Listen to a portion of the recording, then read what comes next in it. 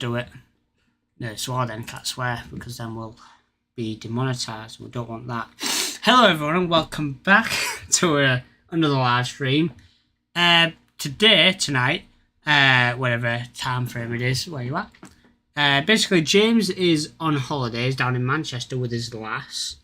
Partying it up, I believe, trying to get to go to Pixel Bar, but I don't know if he'll be able to. So tonight, well, basically, lately TI13 has been going on, the Dota Championship. Is it the World Championship? Yeah. So that's been going on. But me and James, well, James is sorting his house out. I've been trying to buy an house. It's been a nightmare, so I've not been able to keep up to date and track of it. But was it the finals tonight as well? No. It's the finals where they're in a stadium, but it's a 3-day thing. Oh, okay, so was this like a quarterfinals? Oh, okay. Yeah. I thought the finals was tonight. So basically, final to Sunday. Basically, we are all the tournaments been going on, and it was Joe's idea. This is Joe with us, with me tonight. It was Joe. Joe said, "Why don't you do some looking at some of the bits for the Dota TI and stuff, get a bit more different content up." So I thought, bugger it, I ain't got much else planned for tonight's stream, so we're going to be looking at some highlights from some of the games. I'm going to react to the opening ceremony. There was a video about that, and then Joe's going to say a couple of games that he thought was quite good, because there's a cut-down version of some games on this guy's channel that we're going to react to, and then afterwards, if we play a game of Dota or two, or I don't know if you like Deadlock, but we could have a game of Deadlock or something. But yeah, we're just going to kind of see how it goes and take it from there. I've not got the chat open. I should probably do that, shouldn't I? I overthought the intro and forgot to get YouTube chat's YouTube chat's so janky. Yeah, half the time I load the page and the chat just isn't there. Does it when you watch for the first 5 minutes as well, it pauses the video and says rewatch. So you got I have to close out of YouTube on my phone and then open it back up, and then it just plays the stream normally. It's fucking weird. I swore. God. Anyway, so the first video we're going to be watching is highlights made by, is it Holy Hexor? Yep. His channel link is in the description. Shout out to this guy. So we're just going to be reacting to the highlights. I'm assuming this is just from everything so far. It's everything from today, yeah. Everything from today, so we'll... Oh, is it day one? Oh, so it's just started, hasn't it? Finals weekend. Okay. Yeah, there was a weekend before this, so it was the playoffs weekend, where it was not in a stadium. It was, yeah. No, trust me, literally, I've been trying to sort all this out. The amount of times I've got this gosh darn mortgage advisor is killing me. But... No, not worrying about that. We're enjoying tonight. So, this is so it's going to be a nice highlight reel of it. Bits I've got Joe. Obviously, this was Joe's idea, but he'll be able to explain to me bits as well if I'm in. Turn that on to HD, but also I see it's not. What's the settings? I don't see the HD symbol. HD. There we go. There you go. Mr. Has to be perfect. Bro, reading text and stuff can be rough when it's downscaled. I'll just take my glasses off. Be on HD. Anyway, let's get cracking. Do you want to know anything about the teams for these, or I don't know when to do that, but can go. It'll focus on one match at a time. Yeah, so basically, if you want, when the if a game needs context or a clip needs context, you can tell me who's playing or what's happening if you want. When a clip pops up, I'm assuming you've watched them all, so you go, oh, this was the game, this was kind of happening, and so this is why this was kind of crazy, if you want. It does keep things in chronological order, so it isn't that confusing, but yeah. I'm assuming, say, even if something happens, I'm like, what just happened? If you go, oh, they used a force staff to push him over here, and it did this, Yeah. Yeah, I know things. I've learned some. The PowerPoint's helped. Try and punish Psycho here on the win range. So BB versus Who's BB? They're BetBoom. They're not allowed to call themselves that because it's a gambling company.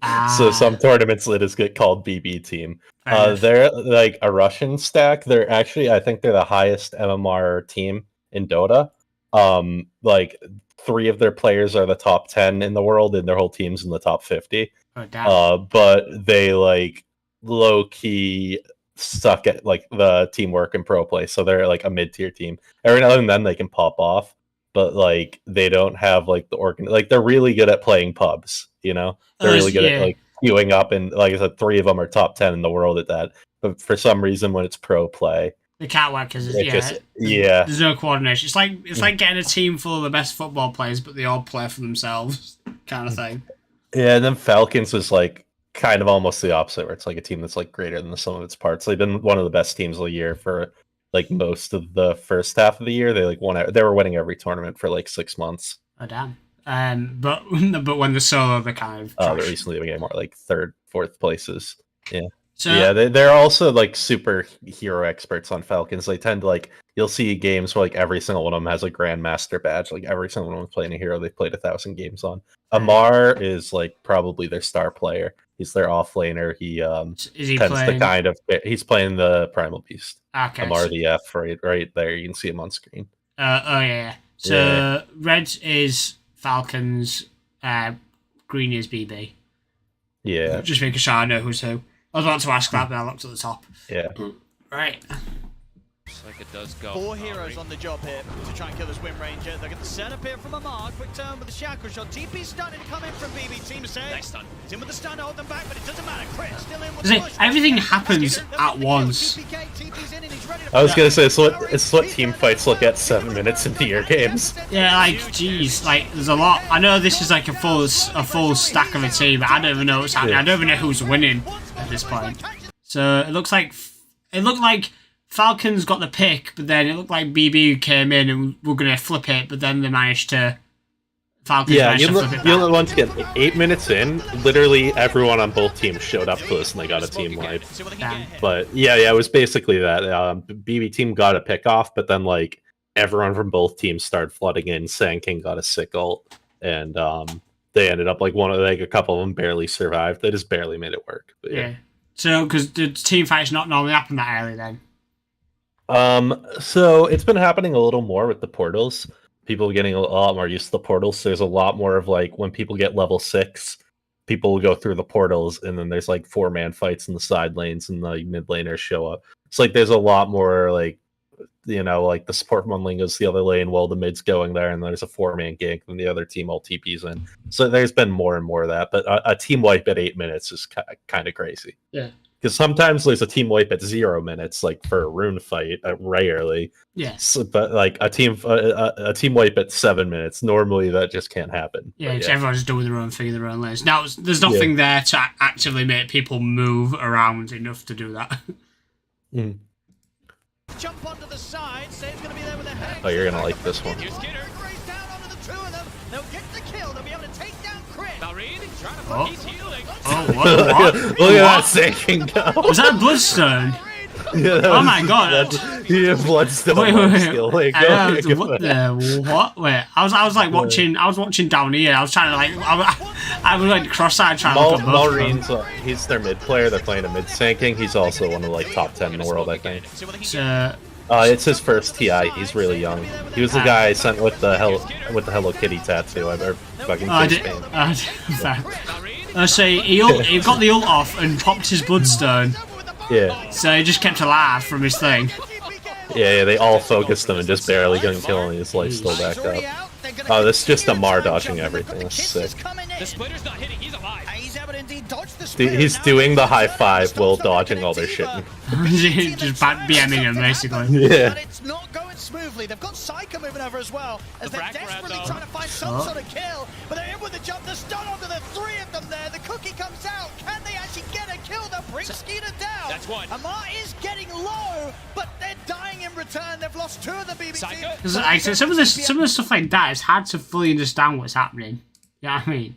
So they try. It's probably the Wisdom Rune's about to spawn, I assume, because where the fight is. Yeah. Right. So yeah, it's 14 minutes. So he's going in there to steal the Wisdom Rune, and they're all trying to take him out. And if they landed all their stuff, he's probably dead. But he dodges enough and drags it out that like both the teams start flooding in. Okay, so yeah, They're from just a dodging all their abilities. yeah, it went from a pick Yeah, and to they a turn team around. fight. Yeah, and then Medusa shows up and ults and kind of bails his team out. So yeah. As well, as The they're frag desperately round, trying to so- find some sort of kill, but they're in with the jump, the stun onto the three of them there. The cookie comes out. Can they actually get it? Who did the flip thing? Oh, was that? Marcy, I think. Marcy throws people around. Wait, is there? Oh, is that for that, or maybe the Or it could have been the Snapfire. Yeah, maybe cookie, she jumped over. No, I think she jumped over. Yeah, this is a different game than the last game. Oh yeah, she jumped over. I thought I saw like did a. It's like Air got in League as he's stunned. He jumps and then flips him over. You're behind him, so I thought someone grabbed him, and flipped him over. So I was like, who just slammed him like that? Is getting low, but they're dying in return. They've lost two of the BBC. Psycho's going for the TP out. They've got nothing to stop it. So Psycho will get away. GPK. He's been found in the trees. Amar hunts him down. And the tip. It's very important. This is Falcons. Yeah, this is still the same series, second game. My God, Sam. Yeah, so this year, wait, if you want pausing back, so go back to before this. So slow it down. This is one of the no, it's fine. This is one of the games that I would probably recommend watching. This one was sick. So you can see if you look up top, it's 8-26 and they're down 30k. But Medusa just bought a Divine Rapier. You can see under Medusa. Oh yeah. So this is them making a play. They're doing a smoke gank to reveal it. Like the other team doesn't know they have a Divine Rapier on Medusa, and she can hit everyone in the fight. So this is them revealing their Divine Rapier, doing their last ditch. Like, we're about to get eliminated from TI. We're down 30k. We just need to buy a Divine Rapier and try and make something happen. Yeah, just go thing. Yeah, 'cause she's like literally. Well, yeah, you've got hair going ham, and everyone else is kind of, Yeah. So, but the their mid has less money than the enemy supports. But, their mid got bullied this game. They actually have them selected. You can see their mid's 3 and 10 right now. Yeah, you can see. You can also, when they select it here, you can see the player's face cam next to them. But that's whatever. Look at him, pocket. So, because the Divine Rapier, it gets dropped if you die in it. Yeah, it's like plus 250 damage, but it drops if you die. So, and since she can hit all 5 people at once, like plus 1,000. Oh yeah, because of a passive, when you turn it on, she shoots arrows at everyone, doesn't she? I remember playing. I think she was one of the first heroes I played, to be fair. I think it was one of the first videos. She has got changed. One of her abilities, like she throws a net out that roots people now. I haven't played her. Because it was the All Hero Challenge. I think she was the first hero I played for the All Hero Challenge, which she was weird to get used to with the bouncing stick, with the the mana life, the mana steal, because obviously her mana is her health before her health in it. But it did a lot.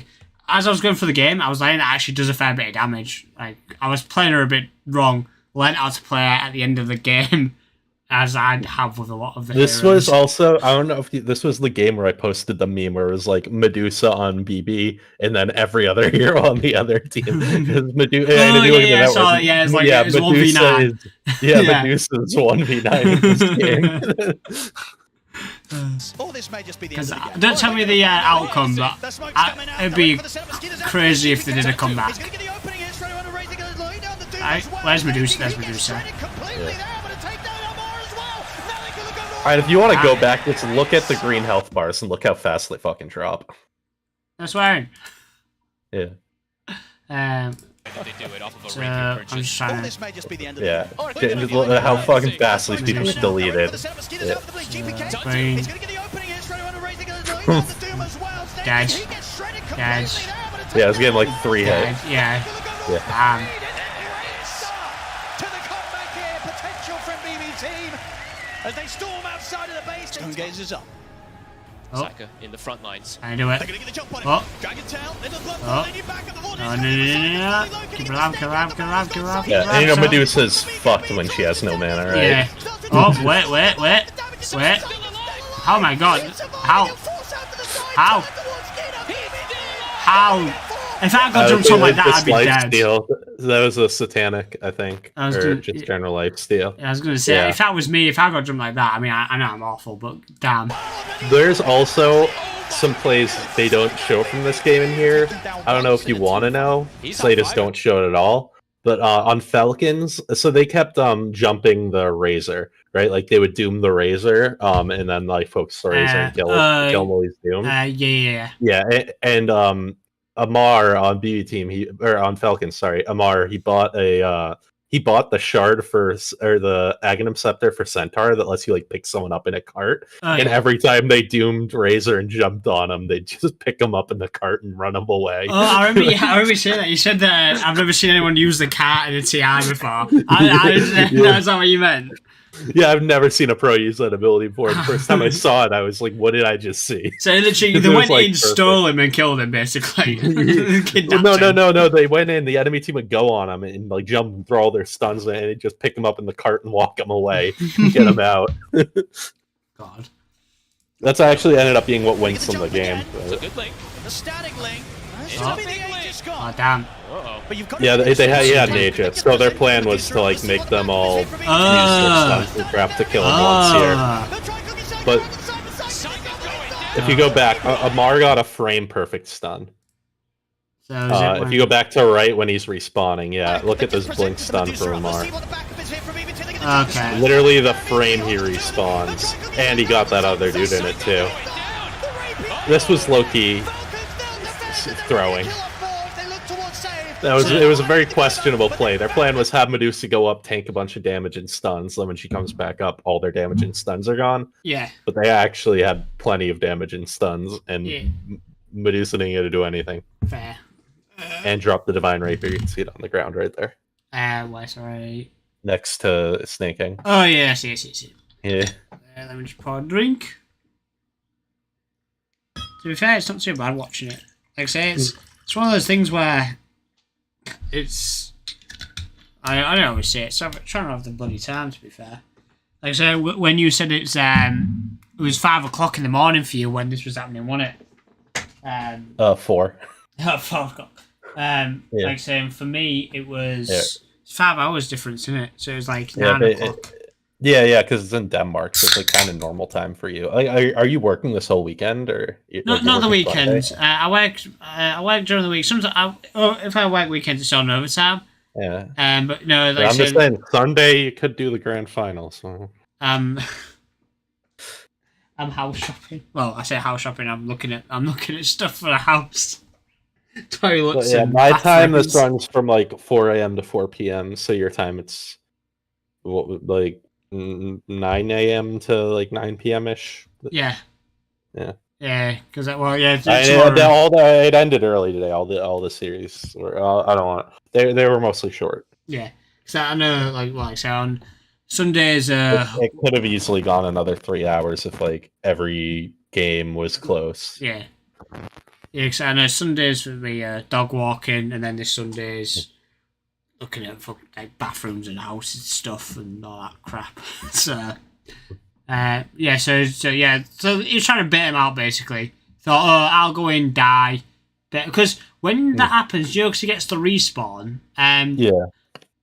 So I'm assuming he doesn't drop the Divine Rapier when he's got the respawn. Right. Yeah. It's only the real death. Yeah. His plan was to like hit BKB the moment he respawned, but they stunned him the like frame he respawned. Yeah, so if that stun came a tenth of a second later, he probably would have BKB'd and been fine. Yeah, but got outplayed basically, only just. But.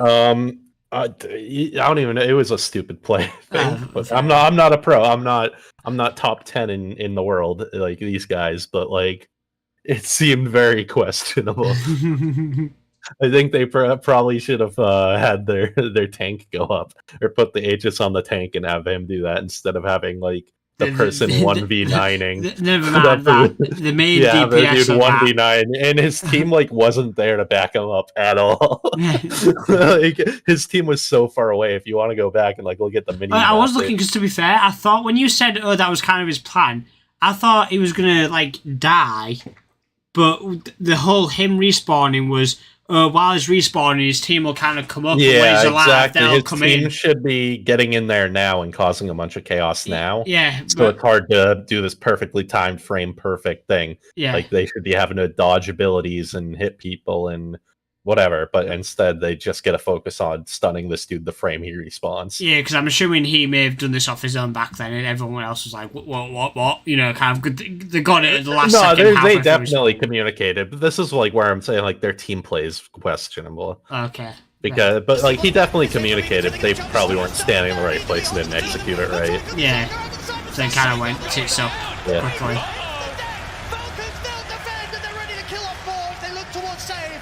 It's funny because looking at the cat, and it's funny because watching like this, I don't know, it's weird because I watch like games like this. I know it's because of where we're at when we play, like low elo and stuff. But watching a lot of this stuff, it seems almost simple, like not in a overly simple way, but it seems.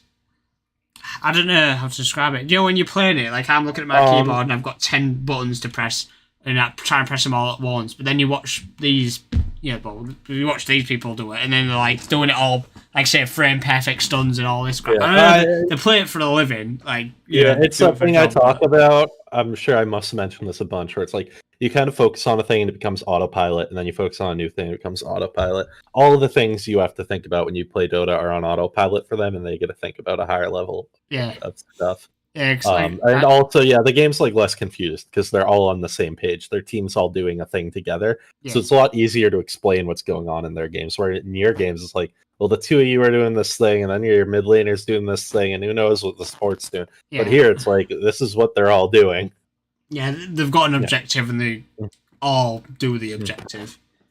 And you'll also see what I was talking about. I can just tell you. So here, because every time they doom the Razor, who's the enemy's like main damage, he just gets carted away. Now they have to doom Amar instead, who's the one doing the carting. So they have to doom, so they have to go and doom him instead of dooming the person they want to, which is like huge. Because if they doom anyone but him, he just saves them. Okay. Oh yeah, Doom is He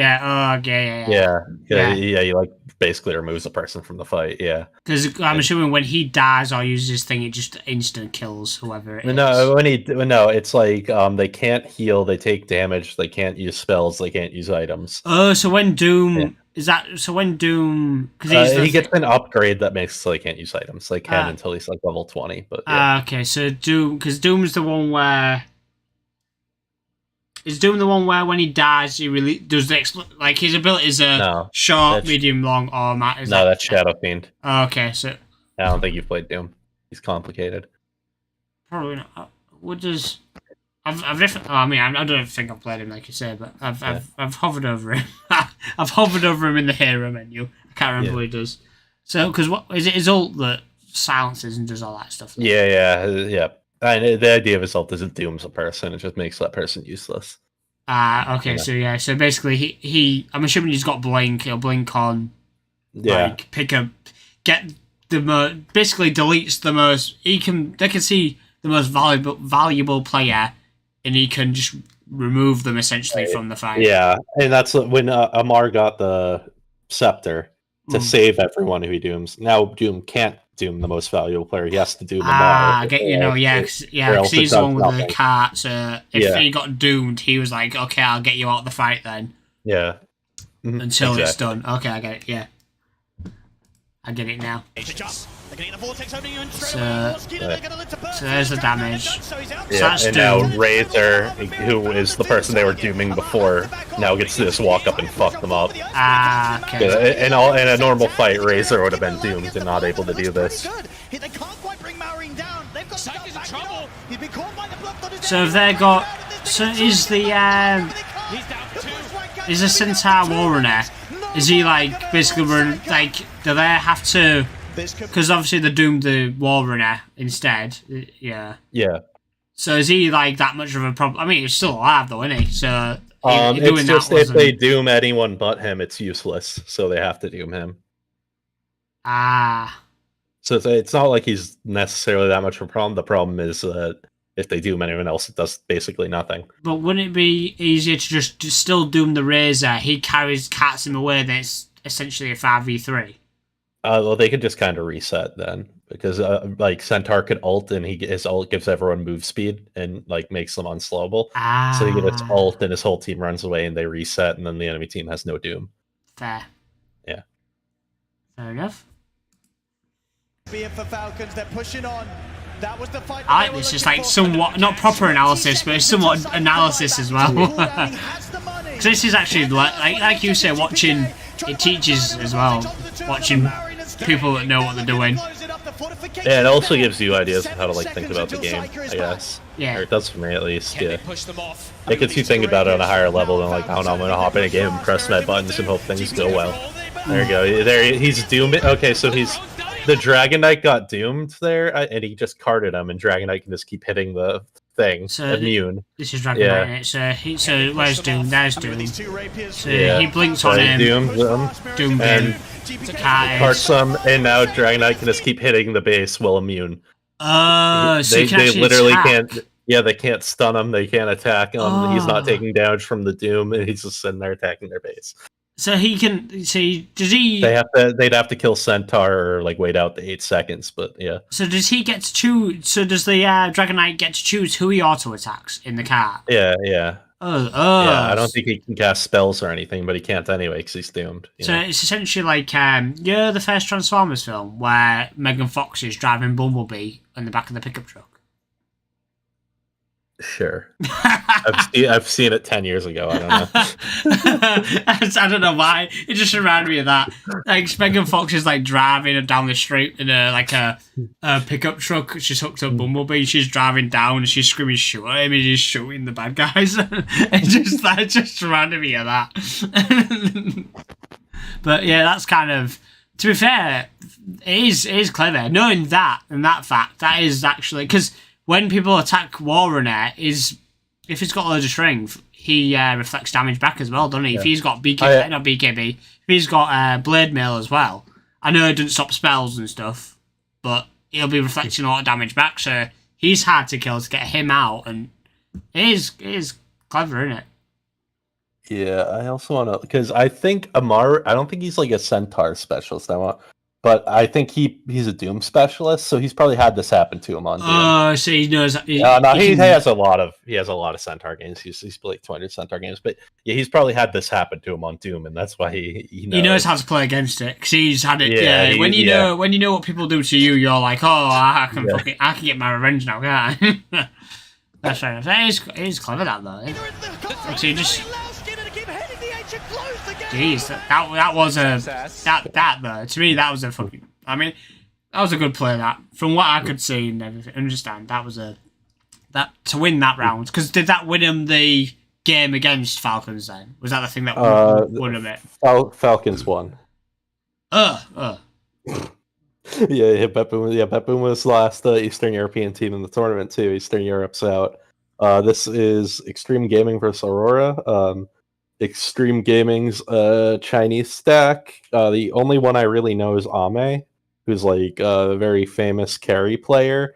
Him and Yatoro have like a famous bromance because they're like two of the best carries in the world. And Yatoro will always like say things like, I'm always bored playing Dota except when I play Ame, and then I'm not bored. Or like they'll just be they'll always be tweeting like, oh, Ame just played the perfect Naga Siren game. Or something, like it can never be played better. Like he's considered one of the he's a very highly rated carry out of China. The rest of the team I don't know well. I think there's a lot of like former PSG LGD people. Aurora is a Southeast Asia team who I actually do not know anything about. They have one European player in there. When they brought him in, he like elevated the whole team. But low-key, they're a little lucky to have gotten this far. Southeast Asia is not a very strong region in general. I think even their coach at the start of the game, they didn't interview the coach, and he's like, "Yeah, I don't think we really deserved our last win. They got us here." Wow. So it's definitely a bit of an underdog thing, but also this is the loser bracket. Extreme Gaming even being here means that they've been choking a bit. Fair. So they've been showing cracks for sure. Going in, a lot of people had them as like a top 4 team, and not in the lower bracket at this point. So does this, I've just noticed this here, so this here and that there, I'm assuming that means Extreme are going to beat Aurora. I don't know. That could also mean like Extreme Gaming has people who've won the won before on it. I don't know. Well, did Extreme win this game? Yeah. Well, let's go. Oh no, they're both fine. They're both full circles. So bugger knows. Maybe that's just a. I don't know. Bugger knows. Maybe it's an animation. Yeah, maybe it's just an actor thing. So, because it's funny just hearing you talk about like all the leagues and stuff. Like I remember way back when. I say way back when. I feel like it like. When people used to talk, people talk about football, like, Premier League, this, that, the other league, blah, blah, blah. I said, yeah, but if there was, like, I was just saying, if there was gaming leagues about, like, then people could talk like this, I'd probably try and watch and, thingy all the gaming leagues, and now it's here, and... This is the game, you might have seen me memeing in Discord, where they picked this dude Tinker. He doesn't even have a Tinker skin. He has a bronze badge. Yeah, I saw that, yeah. I looked into it. He's played 6 games of Tinker in the last 8 years. God. It's not one, so he must have done something good. It's funny because he said, the Extreme have been playing bad. But then being here, they're playing bad. And then his guys picked Tinker. It's like, no wonder they're doing bad. Okay, so his 6 games are on the last 5 days. So it's like pretty clear that like they did the group stage. And then someone was like, yo, Tinker looks busted. Can you learn Tinker? And he's like, sure. And then he played 5 games of Tinker. And he's like why? Yeah, I guess I'm ready. We'll do it against Aurora. Just behind those trees right there. Let's see if it's good enough. Where Jabs is at. Reveals him for the moment. Malefus down. Black hole. That was black. Oh, was that it? Yeah, that was the one that... Go back. That was the luckiest black hole ever. Because he got jumped on. Yeah, they all just walk right into it, man. This is what I'm saying, where Extreme is like... they lost their edge a bit. Yeah, so they all... yeah. Yeah. So Mars does the arena, and then they all just walk into a black hole. They just kind of waits out the arena. Quite enough to kill off Jabs. Can they look for more? Lorenov finding he's dead. They're gonna kill the Tinker, find the finish. Yeah, it was like a total not being on the same page. They should have known to split up or let one person blink in and stun him, and then the rest blink in. They all just went right on top of him and just ulted. This was a Roche fight, where their supports were like hiding in the back, but Extreme Gaming smoked around the back and ended up catching their supports first. Okay, so yeah, is Clockwork a spot? Clockwork and is that Elder Titan? Yeah. Yeah. I come on, I've picked stuff up. I'm literally from a face. I'm learning who people are. That's Mars, Elder Titan. Mars, Clockwork, Elder Titan. I've got to look at the top for who that is. I don't know who that is. That's an Arcana, so it looks really different. Okay. I would, even looking at the top, I don't know who it is. I'm assuming it's that person, but I don't know who it is. I don't know what character it is. It's Queen of Pain. It's the Arcana. That would have been my guess. I forgot a name. That would have been... I'm learning. That's the fact. Can they go for more? Misses the spear. And now, Lorenov stepping forward, still looking for their moment. Yeah, so they got the supports. It's a little ways away. Rooted. Is Queen of Pain a support? No, she's a mid. Well, sometimes she offlanes. I didn't like it. I did play her. I've seen some carry Queen of Pains. I don't think I've ever seen support Queen of Pain. Yeah, I mainly mid, 95% mid, like 95% mid, 4% offlane, 1% carry. Yeah. I tried it, but I couldn't thingy. I couldn't play her. So they got definitely one of those things where, because she has the blink, you like really have to be making the decision all the time. Am I gonna blink in or am I gonna walk in and blink out? You know? Yeah. I think because I don't. That's to me, that's the key of playing Queen of Pain. That and just doing good ganks. Yeah, because the thing is, I'm always hesitant to buy blink because you don't get. No, she has a blink. Like as. She does, doesn't she? I remember actually. No, to be fair, I don't know if you was in the chat. It was either you or someone was in the chat saying she has a built-in blink. So then I think I said, oh, well, I'd have to buy Blink then. So I tried her, but then I didn't like her. Yeah, and it's also not, because like I said, normally with a Blink, you always use it to initiate, because if you take damage, it's on cooldown, but her ability does not work that way. So you have the option on her to just walk in, and that's what most good Queen of Pains do, unless they're like ganking. If there's a team fight, they walk in and blink out. Yeah. Because I think with Blink, because again, trying to move over from League, it's a weird thing of when you buy an item, you get say you've got an ability. Like if I'm playing like you won't know what it is, but Ziggs. If I'm playing Ziggs, his like Q is he throws a bomb that bounces, and if it hits it hits someone, explodes in radius, it damages people in the blast radius basically. If I buy like Leandra's, it gives whatever passive things, but it gives me so much AP. That AP adds on to the damage of the ability. So when you're buying items, you're getting value from them because you're doing more damage because of them. Like each ability does more damage based, like the ability does the base damage. Like in this, as you level up, it may do, as a simple example, level 1, 20 damage, 2, 40, 3, 60, so on and so on. League does that, but then it does like say that, but then it has plus 80% AP. So it has 20 damage plus 80% of your AP added on to that damage.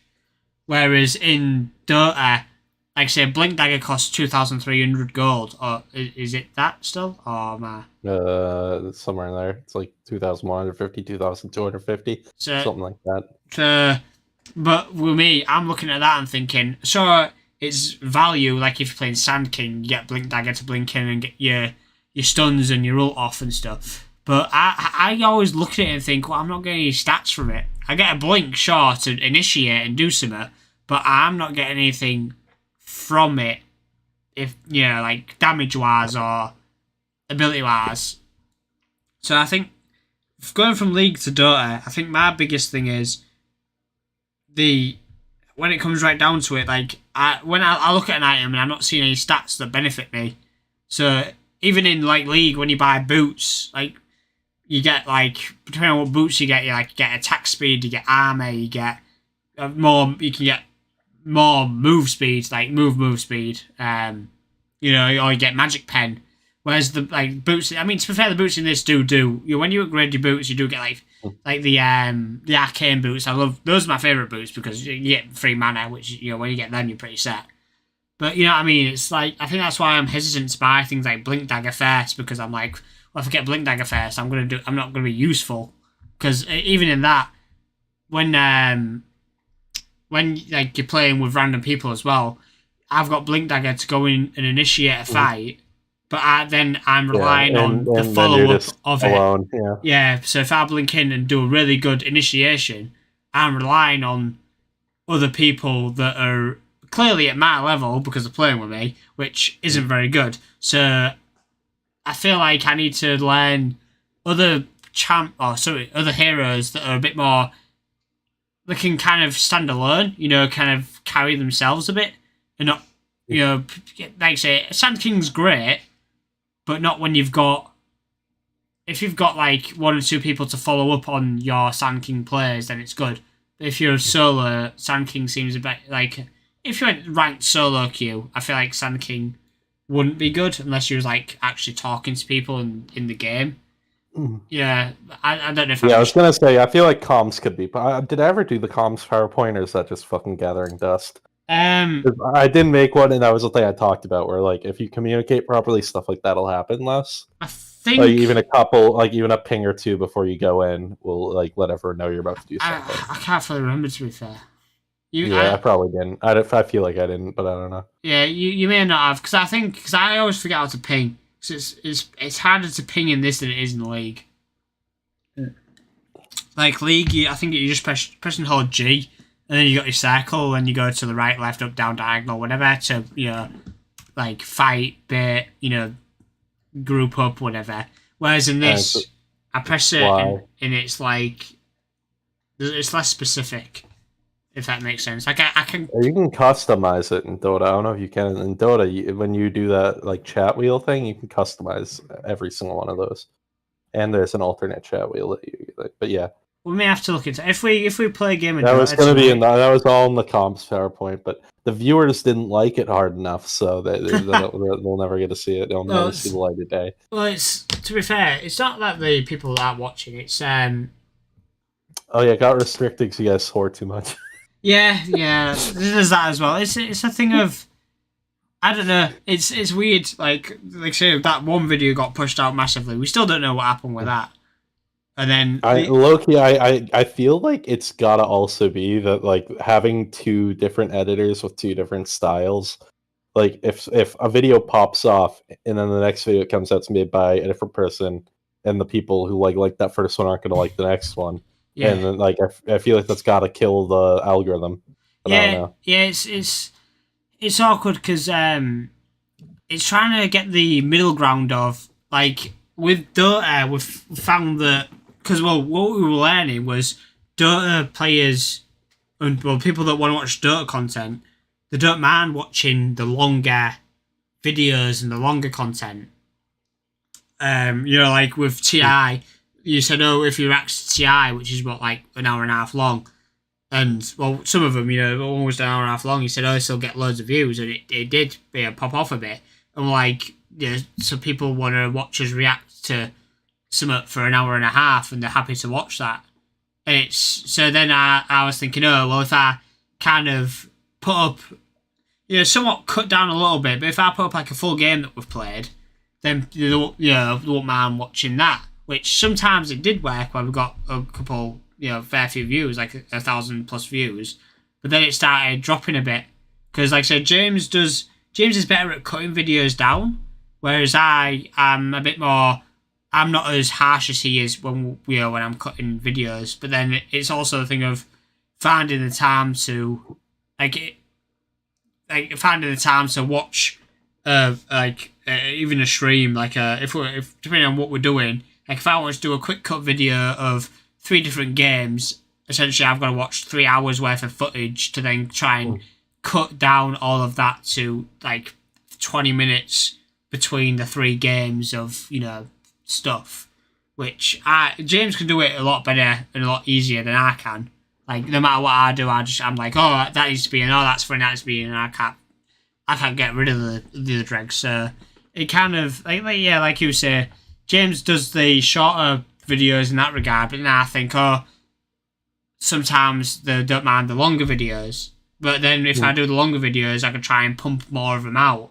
And it's a thing of what's better. Is it quantity over quality, and are people bothered by which one? If that makes sense. I feel like it's like either could work, but like say you put out a 40-50 minute video and a bunch of it gets like 2K views, people like it, whatever. And then the things like, oh, these people like this video from this channel. Oh, they just put out a new video. Let's show them that. And that one's like a 12-minute video. And then those people don't like that 12-minute video. But then the people like the 12-minute video, the next thing it sends them is an hour-long video. And then they're like, well, I don't want to watch this.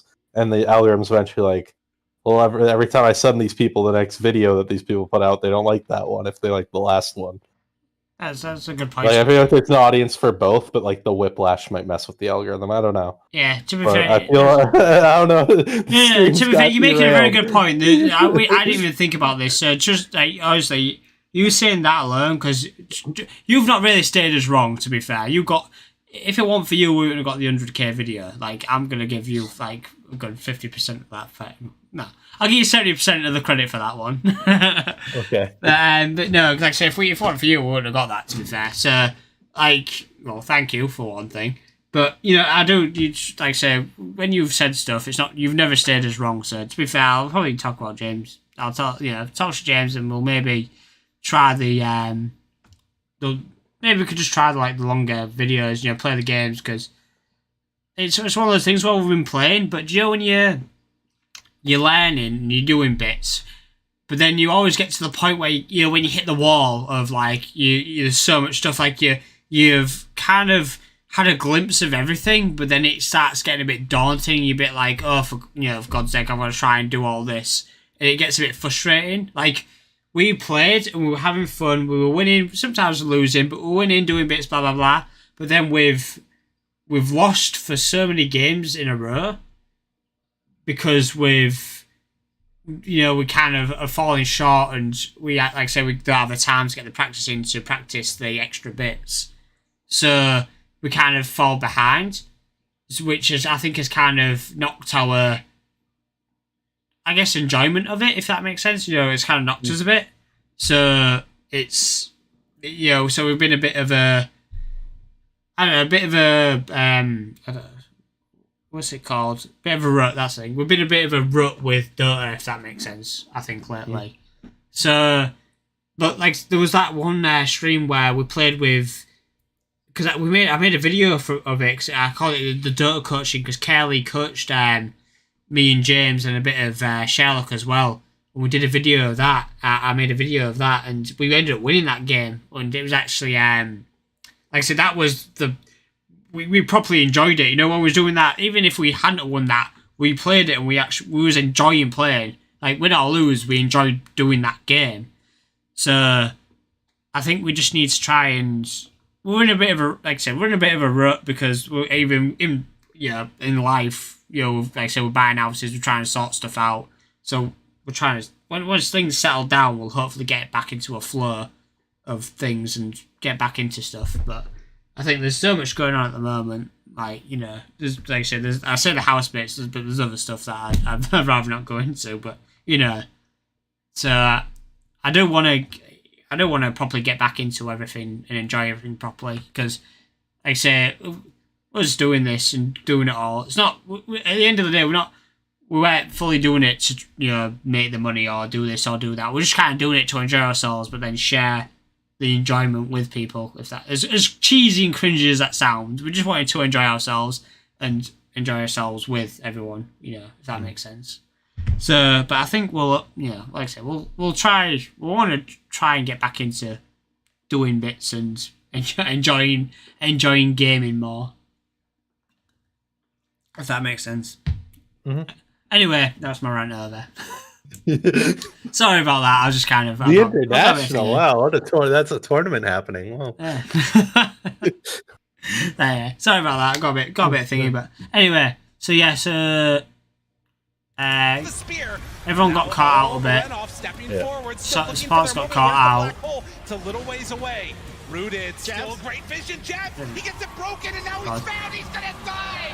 Jabs, he gets the black. Also, bro, what you were saying about getting the sick Sand King ults and then no one being there for it, that was just Enigma the whole game. Enigma kept getting these sick black holes, and his team just wasn't there. So there was that one under the tower, and then that one right there. Wait, where's Enigma? Tell me where. Yeah. I was watching two fights at once. So where is he? He's gonna be on the bottom right. He's gonna. Oh, is he down here? Still looking for their moment. Where's the black hole? It's a little ways away. Rooted, still great. Yeah, there he is. He's BKB'd right now. Is that him here? No, that's Queen of Pain. Right next to Queen of Pain. Oh yeah. Yeah. Oh yeah, so he got Mars on thingy. Yeah, with like no HP, and his team is not there. To be fair, though, his team was a bit occupied up here. He had one person with him, but yeah, and Clockwork misses the ult. Yeah. Because they need to kind of play around the Enigma, don't they? Yeah, I don't know. It just felt like the comps and teamwork weren't there. They didn't react fast enough when he got a good thing, or they just weren't ready for him to get good plays. Yeah. Yeah. So this is... there were like 3 or 4 times where if they had been with the Enigma during a fight and like gone on who he black holed, they would have gotten kills. But like he's just sitting there black holing people, just as like a stun. So this right here, well, that exclamation mark pings there and the wards there. So this is a guy. I'm assuming he's going to do a sick flank. So he's coming down the stairs. I'm not sure. Sometimes they are shown picture-in-picture for various reasons during the stream, or like a replay of what just happened, or I don't know.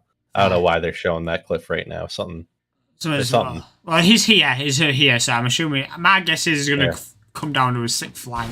Jumps for the there he is. Wants to find a time zone down. Storm gets so, now hits onto that like and he runs away. Who's... My God. Able to survive through it. Xingqiu low, a huge Course Crown, and the Terrorize too. Do they have enough damage to take him down though? XM starting to drop lower. Oh, what the? Why did his health come from? He had a cheese. Did he eat? Oh, does cheese just heal you? Yeah, I can see like 3,000 health and mana. Oh, so does cheese fully restore you? Basically, yeah. And mana.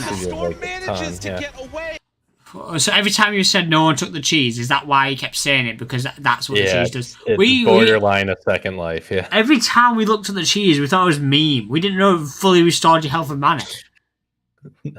It's like a pot. It's like a potion, but an instant. You know what? Redo. I did not know that. It's basically a second life. The amount of times we left the cheese on the floor, I thought it was a meme thing. It when no one's picked up the cheese, I'm like, yeah, but it's just cheese, isn't it? Is that why you always said it? Yeah. For God, I never knew that. I never knew the cheese did that. Well, now you know. You'd watch some more pro games, you know. Yeah, well, you learn some. It wouldn't have taken a year to figure out. Yeah, jeez, I've watched less than half this game and I've learned so much. God, Christ. But that was actually a really good play by them. But it got the game back to even. Not base defense. Just like that, I remember this Lycan pick was like pretty wild, but they were like, they need a wild pick to try and win this. I think it was the first time anyone played Lycan in the tournament. Oh. So what's this square? Who is this square? That's Faceless Void's facet, but time zone instead of Chronosphere. Is that us, isn't you? Yeah, well, when they added facets, yeah. Yeah. It's been getting buffed and now people are using it. Okay, the teams. Cloud9. I've heard of them before. They're actually kind of new in Dota, but they picked I think up there's a league Cloud9. Yeah, no, they've been they were as a Cloud9 like 5 years ago in Dota, but they've got a Dota team again. They didn't for years. Fair. Cloud9 has, I believe, the highest MMR player in the world. He was like they're kind of like a high MMR stack, bit of West Europe, bit of East Europe, but like they're kind of inexperienced as pros, except I think no one. Their mid player, no one. I don't know where he is on the leaderboard, so I can probably check real quick, but he's like a veteran. But like Watson, who's number 1 or no, he's number 2 in the world right now. Oh, damn. Yeah, I think he's pretty young and he's like just entering the pro scene. So they're like some really talented players, but they're kind of Team Liquid. They've been like doing really well, but they have this like curse where they come in second. Like they always like look good and dominate, and then they come in second place. I have them winning because I think it would be a funny meme. They finally get their first place at TI. So Liquid, I feel like Liquid's in league as well. I feel like both of these. Yeah, they're in everything. Yeah, I was gonna say Cloud9's definitely in league, and Liquid I've either seen because of a TI, another previous TI, or I'm pretty sure there is a Liquid in. No one is number 66 in the world, or in Europe, which is basically the world. Europe better than the world. I mean, right now there are in the tournament. There are currently, after the last 2 games, there are 5 Western European teams and 1 Chinese team. That's it. Like there's going to be a Western European team in the finals, no matter what, and good chance it's 2 Western European teams.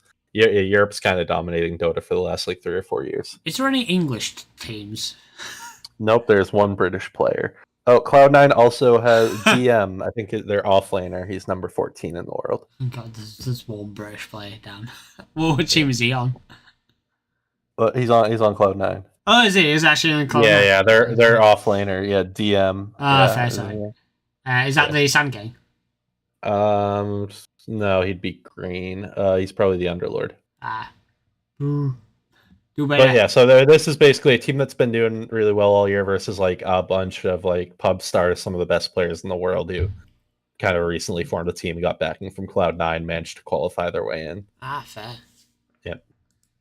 I think they had some other name before. The Cloud9 thing's like 2 months ago. Three. So why did the Monkey King like move over then? What happened? So he jumped in. The Monkey King's here. Yep. So he jumps in on him, but then he goes like he gets pulled in. Yeah, he gets pulled by the clockwork cogs. Did I just bounce him in? Yeah, well, if you're in when they happen, you get like pulled to the center. Fair. Monkey King's like ult is crazy though. Yeah, especially his new facet that like if he's at full health, he has no cooldown on the tree jumping. So people have been like really abusing that. He can get like across the map in 10 seconds now. Oh my god. Oh my Yeah, god. they have Pipe of Insight and shit on the Underlord. Come on. Oh, look at that. Did you see? That's He annoying. dodged that tower hit. He Go turned on. into a tree to dodge a tower hit that would have killed him. Go on. I mean, that Sanky kind of clutched. Yeah, this was a very... Watson is set up on the side here, but the Oh, have been pinned too. nice. Hit him with the hook shot. Now Watson has to pop down. Pop his BKB, got the Wukong's command, and should be able to deal with Insania, but the other heroes are out of the Wukong's command, hiding him around. DM trying to come to the rescue here. See if he can help out Watson. The epicenter is doing big damage with the BKB going down. Watson's got to rely on the life steal. Can he get a left life steal? He cannot. He's like... Sanky's kind of clutch. like, the meme is that he's a giant Dota nerd. He always, like, does the craziest shit. Like, and it's not like he, like, hits his buttons the best, but, like, there will be games like there was a game where he won the game because he like sent his courier to go intercept an enemy creep wave while his whole team was dead, and it's like saved his base because he sent his courier to distract enemy creeps. Who's that? Sorry, the Sand King. Oh yeah, 33. Oh yeah. He's a former TI winner. I say I mean, looking at him now, Jesus, like even with this, what was happening? Like I say, I hate Monkey King because of the stuff he can do, but then his ult's like a better... I don't know why, but in my head, his Monkey King's ult is a better Mars ult. I know Mars keeps people in, but Monkey King's radius is bigger. It seems like it does a lot more damage. Like, while you're trying to walk out, you're getting rinsed and you just it scales with his attack damage. Yeah, so like say Monkey King... I feel like I'd rather have Monkey King's ult rather than Mars's ult because... Mars keeps you in the circle. You can still kill Mars. The Mars ult's like pretty good in pubs. Because like when that black hole play earlier where Mars ulted and that dude got a black hole, in a pub, your team would have no idea what's going on in the Mars arena. Right? Yeah. But in here, you're in pro play, everyone's in comms, and you say, hey, this black hole, 3 of them, they're all in the black hole, everyone TP here. In a pub, you black hole their whole team and your team doesn't know. Yeah. Just like you can't see inside of it. I feel like that's pretty huge in a pub, but definitely that's like a huge nerf against organized play, where they can just tell each other what's happening in there. Yeah, like I say, this Sanking guy, or 33, like I say, rinsed him. You say he's got the cogs on him, but like say, he's trying to escape his own cogs at this point. He's just trying to get out.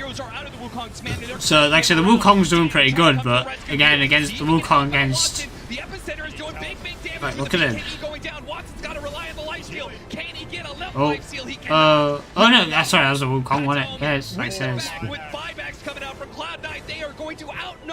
They say the Sand King's just rinsing. An 8 versus 5, they need as many heroes as they can get. They got the Fiend's Grip on the Sniper. They're doing out the damage. Their whirlwind is not quite enough. They finish off the bait. Riley goes down. Nisha delivering big damage. Jesus. Your screen share ended. I don't know why. True. Like every... Oh, sorry? His screen share, it says, I've been disconnected. Or is it, let me do this just to, Yeah, there you go. Oh, is it back? Is it back? Good. Yeah. I don't even know if it's... The announcement didn't bring off. I'll do a late announcement. Let me do a late announcement on the stream. I didn't realise I forgot about that. I like looking at the stream chat and there's no one saying anything. I'm like... There are 4 viewers. 2 of them are us. Ah, well. Can't win. Third one's James. Probably. James is in Manchester at the moment. I don't know, he's on a luxury tropical vacation to beautiful Manchester. To be fair, Manchester's quite fun. To be fair, me and James went. Oh my god, you right click to paste. Oh, disgusting. Why watch it? Oh. James always like says that as well. It's like you control V. You do that. I'm like, yeah, right clicking to paste is psychopath behavior. I need a wee. Let me go for a quick pause. I'll be 2 seconds. Okay. 2 seconds. Bro, we spent an hour watching 8 minutes of this video. I know. We're all talking. Don't worry about it. 2 seconds. Oh, bro, people start tuning in. Okay. We got 6 viewers. Is this just a black screen? Oh, there it is. Oh, I'm behind. I see.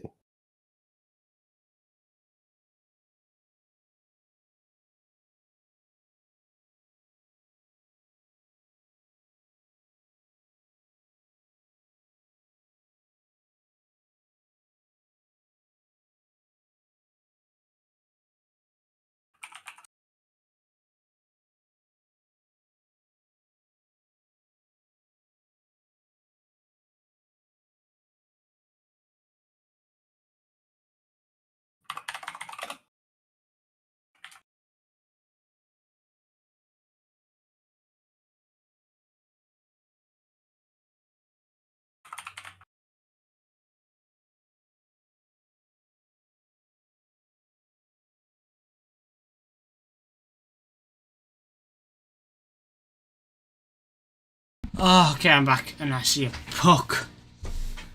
Oh, sup, Piet? The first comment. Oh, this was the other game I was memeing about, where there's, yo, what's up? He's just waiting for the announcement. You didn't punish your bot. It didn't work. Yeah, and I think it put it up, but it's as soon as I start like adjusting the stuff for the stream, it immediately puts it up like we're streaming now. As soon as I like open up the edit thing and close it, I think it's like, oh, there you go, stream's up. So Also, I'm looking at the leaderboards. Everyone on Liquid's under 100. Like the highest rated person on Liquid's like 139. Yeah, 33 is their highest rated player, and he's 140. I one of them's not. Yeah, I don't know what niche is. I can't. His account's a different name, so I can't find it. But yeah, everyone on their team's like top 100, top 300. Sad. Trash. Wow. But their team works crazy. I don't know. They got good coaching. What I will say is, clearly people that subscribed would have got a notification if you were subscribed and that the stream had started. Literally, I've put the thing in. It went from 4 views to 7, so people were waiting for the announcement. Yes. Anyway, so Liquid. So the game just started. Yeah, that's a new game. Oh yeah, what I was stuff. memeing about. Or if you look up top, I'm always looking at this because it's interesting.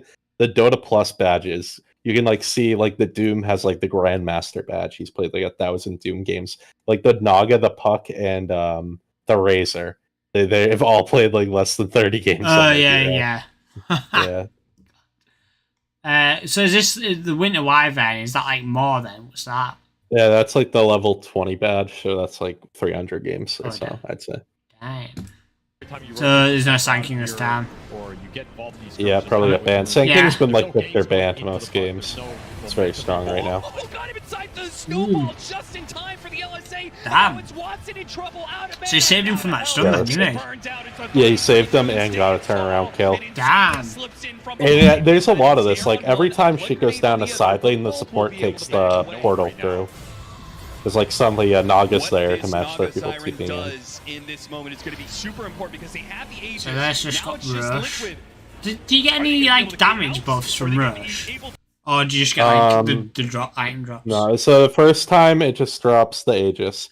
The second time, based on what side it's on, it drops. What is it? There are a few things it drops. There's one that's like an Aghanim Scepter. There's one that's a refresher. So like that Aghanim Scepter gives someone an Aghanim's upgrade for free. So that could give you damage. There's a refresher shard, which is like a one-time use refresher orb. Resets all your abilities and items. So that's also technically damage because you get to cast all your abilities and items twice. There's the banner, which like buffs up a creep wave. It makes it like invincible or whatever. So that's good for like breaking high ground. So and then there's the cheese. So if you get the I've seen the cheese the most. All we seem to get is the cheese. Yeah. I don't know if we just I forget the exact order of what drops where. I'm pretty sure it's like if it's up on up the here it says the banner or the cheese. Yeah. Because wait, so do you said you sometimes get a scepter upgrade? Yeah. Does that might be after like the 4th Roshan though. So so whoever gets, because obviously we kill Roshan. Killing Roshan once in a game is like in our games is like crazy, like getting one kill on Roshan. But so whoever gets the scepter upgrade, is it like just a scepter on the floor, or whoever gets the killing blow on Roshan, do they get the scepter? No, there's something called the Aghanim's Blessing that drops on the floor, and someone can use it, and it like destroys the item and gives them a permanent buff. That's an Aghanim's upgrade. I don't think it gives them the plus 10 stats though. Oh, that was it as well. That just literally just reminded me. So do you know is it the scepter? So when you get a shard, it doesn't go into your backpack. It goes straight onto your thing that you've got the shard and you get your upgrade for your abilities, don't you? Mm-hmm. Yeah. With the scepter, you can move that somewhere so it's not in your bag, can't you? No, if you put an Aghanim Scepter in your backpack, you stop getting the buff. Oh, I thought you could put it... You can get like a 2,000 gold upgrade that lets you turn it into a buff and not an item. That was it. Yeah, you can buy the upgrades where it's thingy. Because like I was, because I thought before the updates, I'm pretty sure. Like the scepter. Oh, maybe I'm crazy. No, the scepter was always in your backpack. We've definitely had you guys do that in some games that go like 70 minutes. We've been like, okay, upgrade your ag scepter so you can buy something else. But yeah, exactly. I don't think I fully realized what that meant until. That one I think that keeps the. I actually don't think you keep the +10 stats with that either. I think when Alchemist gives you one, you get the +10 stats. There's a way. One of the ways to get the buff, you get the stats, but I don't know. It's more not for the stats, it's more the fact that you get your ability upgrade, but you also get the backpack spot. Which, to be fair, it pops into my head because of, I'm pretty sure, when I was playing with Sherlock, the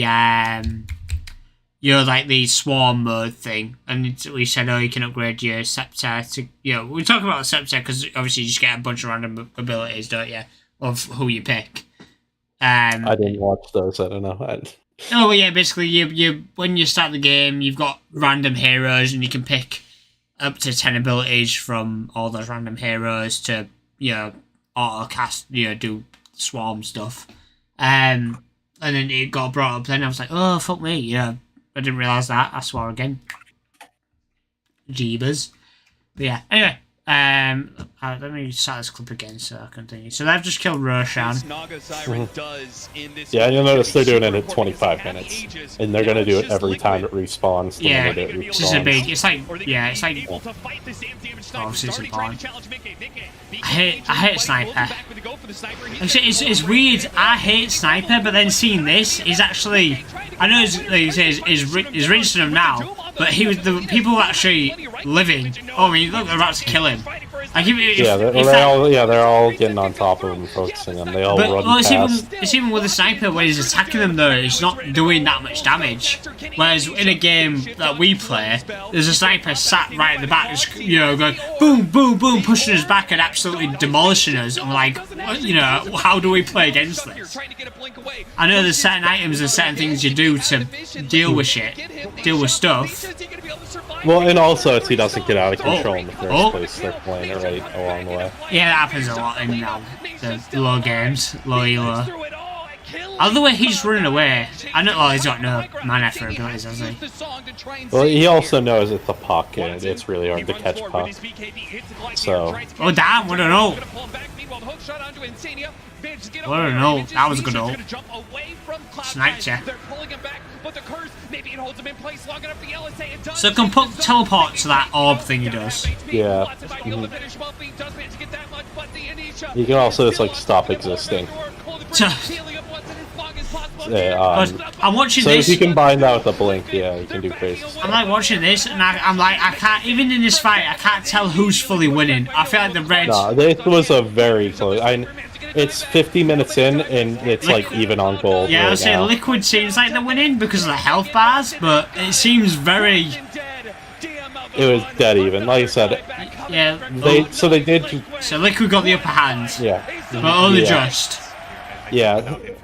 But it's a fight 50 minutes in. It was 21 kills to 21 kills with 0 net worth gap. They were so even in that game. Yeah. So did Liquid win that, or was that Cloud9? Yeah. Liquid won it. Yeah. Oh damn! So was that on the loser bracket as well? No, that was upper bracket. Cloud9's still in it. They got knocked down to the loser bracket. They'll have a game tomorrow. Oh, okay. So Team Liquid, I think. Oh, so Team Liquid are probably going to get to the finals, like you say, and they're going to come second again. They're guaranteed top 3. I have them winning. Have you put an actual bet? I'm on Copium. What? Have you put an actual bet on them, like money? No, just in the Dota in-game, you can fill out a bracket and get compendium points. Oh damn, we'll do that before. It's too late. Yeah. It's too late. Mother trucker, I remember telling you guys once again. We've been buying houses. It's been life. Piet said, Sniper is easy to handle as a team, but if you let him space to hit, he gets disgusting. Yeah, like I say, it's kind of, I think our issue is we run at him kind of on our own. team or fight, you're watching just getting team fights shot in by and this. can't see them. Yeah. Yeah, because like I said, well, literally that's the issue. Because it's like that and like Ancient Apparition that can, when he gets his upgrade and he gets the Scepter or the Shard that makes his auto attack slow.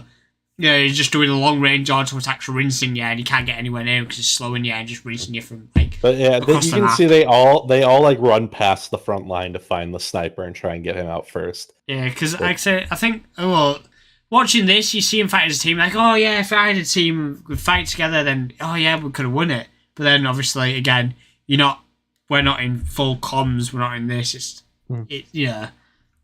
Ifs and buts. That's the shit. So who's this? Tundra. Who's this? Gaming Gladiators. So Gaming Gladiators is like probably the best team in the world. They just won Riyadh Masters. They are like always a top 2, top 3 team. Yeah. Their mid laner Quinn is considered like one of the best players in the world.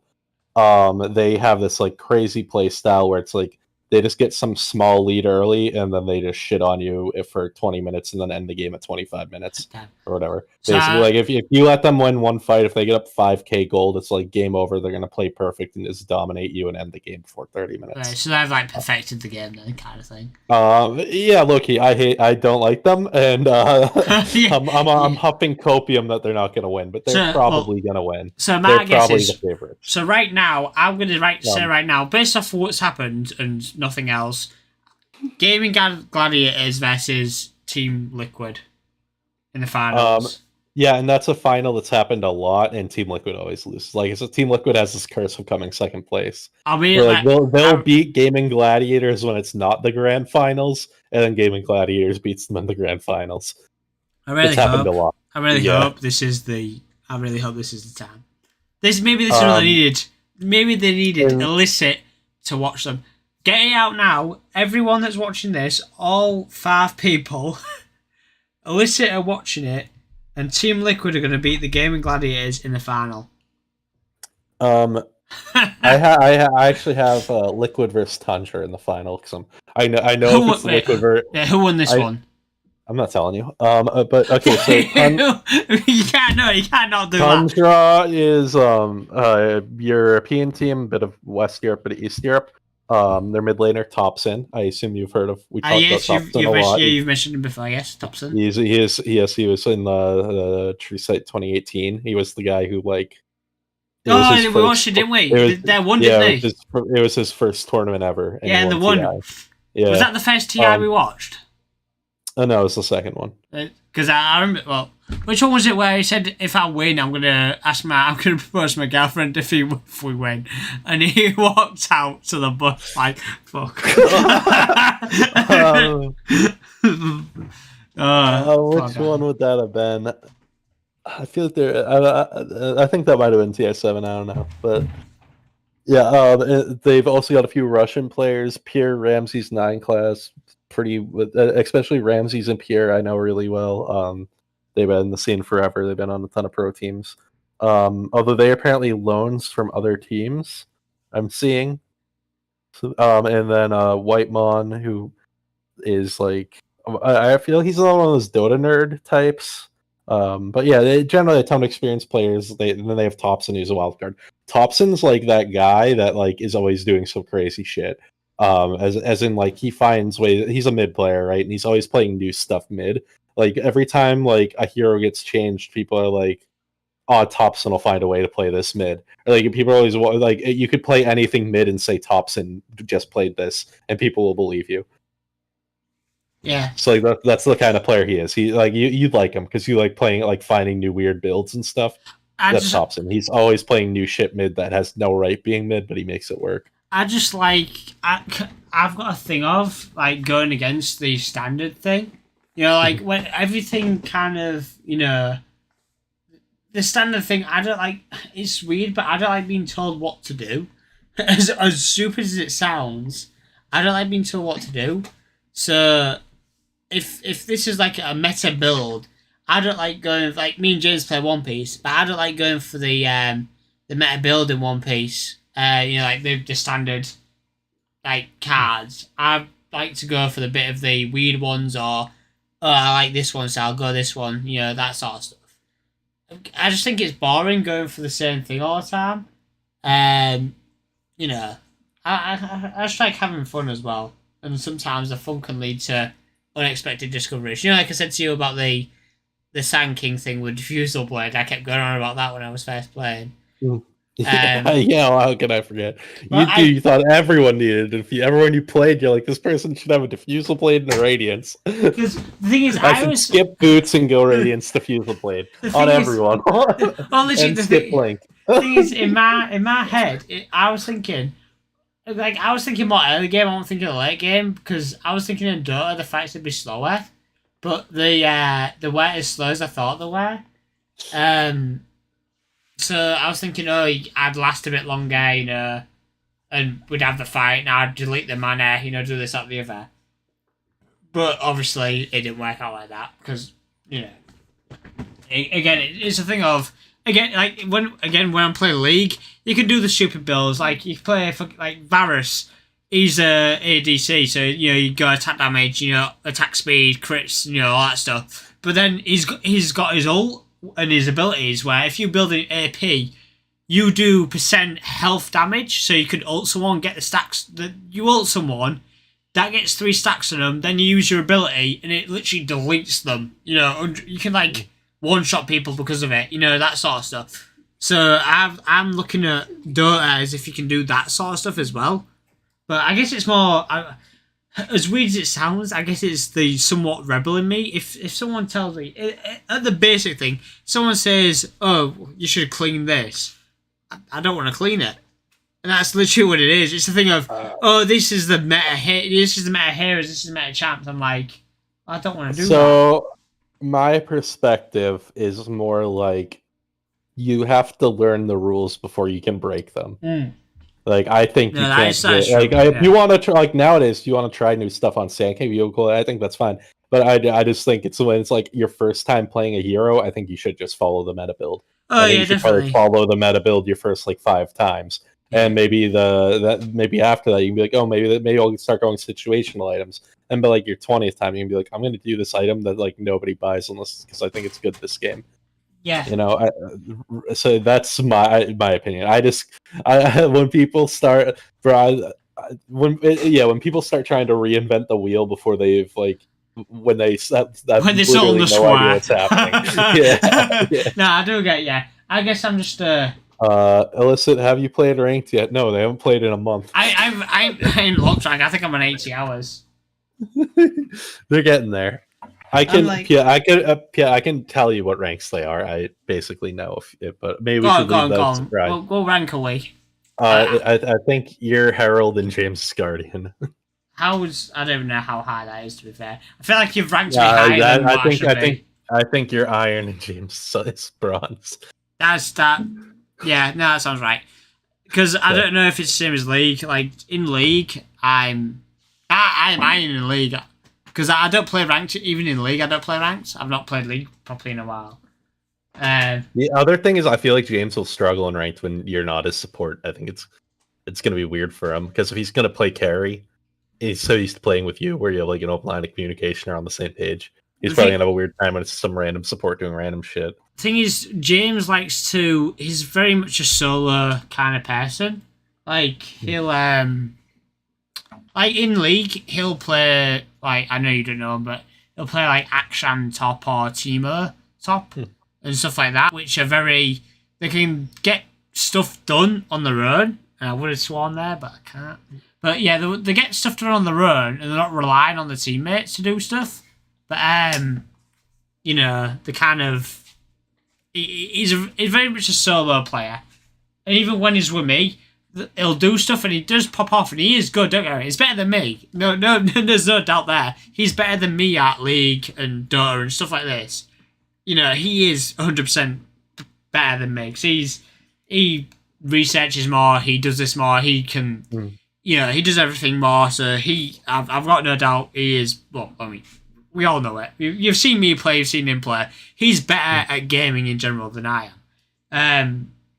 But he's very... I try and play for a team. Like, if I can play a tank and I can play a support, and I do somewhat decent at them. Like in League, playing a healer and support and like a lockdown thing in my mind is easier than doing it in Dota. Like I've played like a Mumu, I've played Nautilus.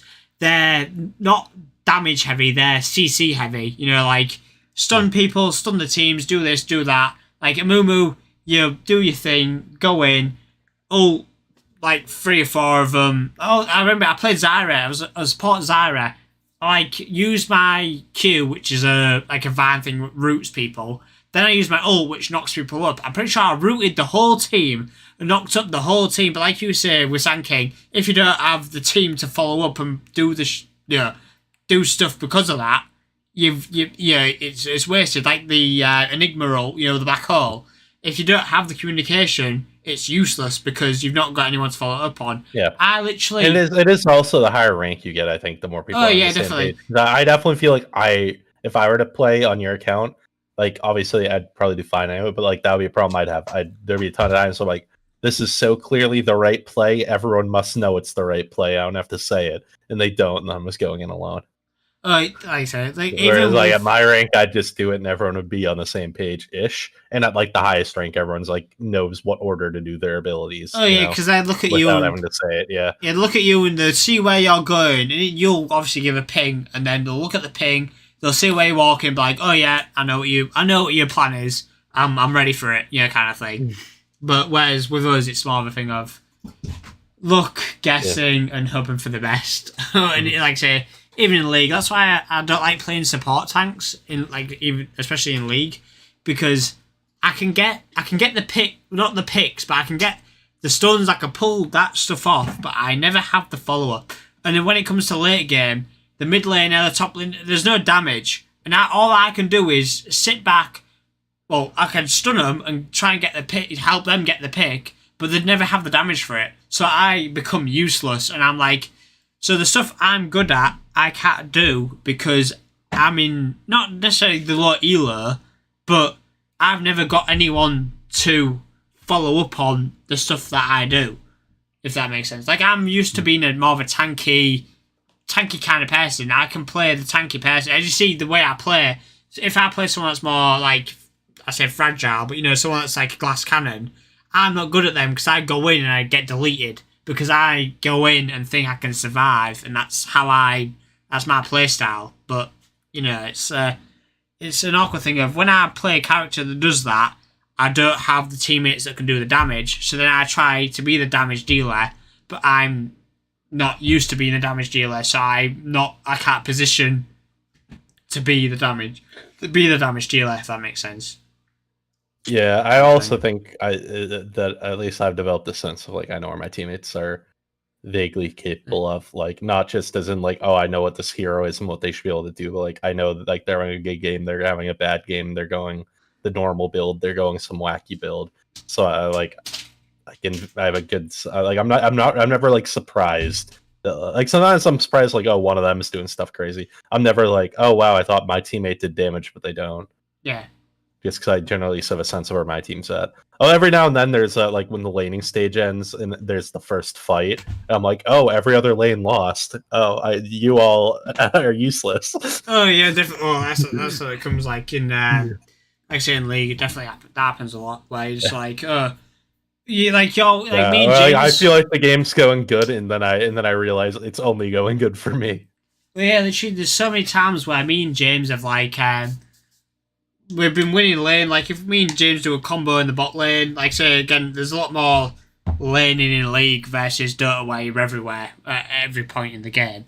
But in League, me and James will be doing great in the bot lane. We're absolutely demolishing them.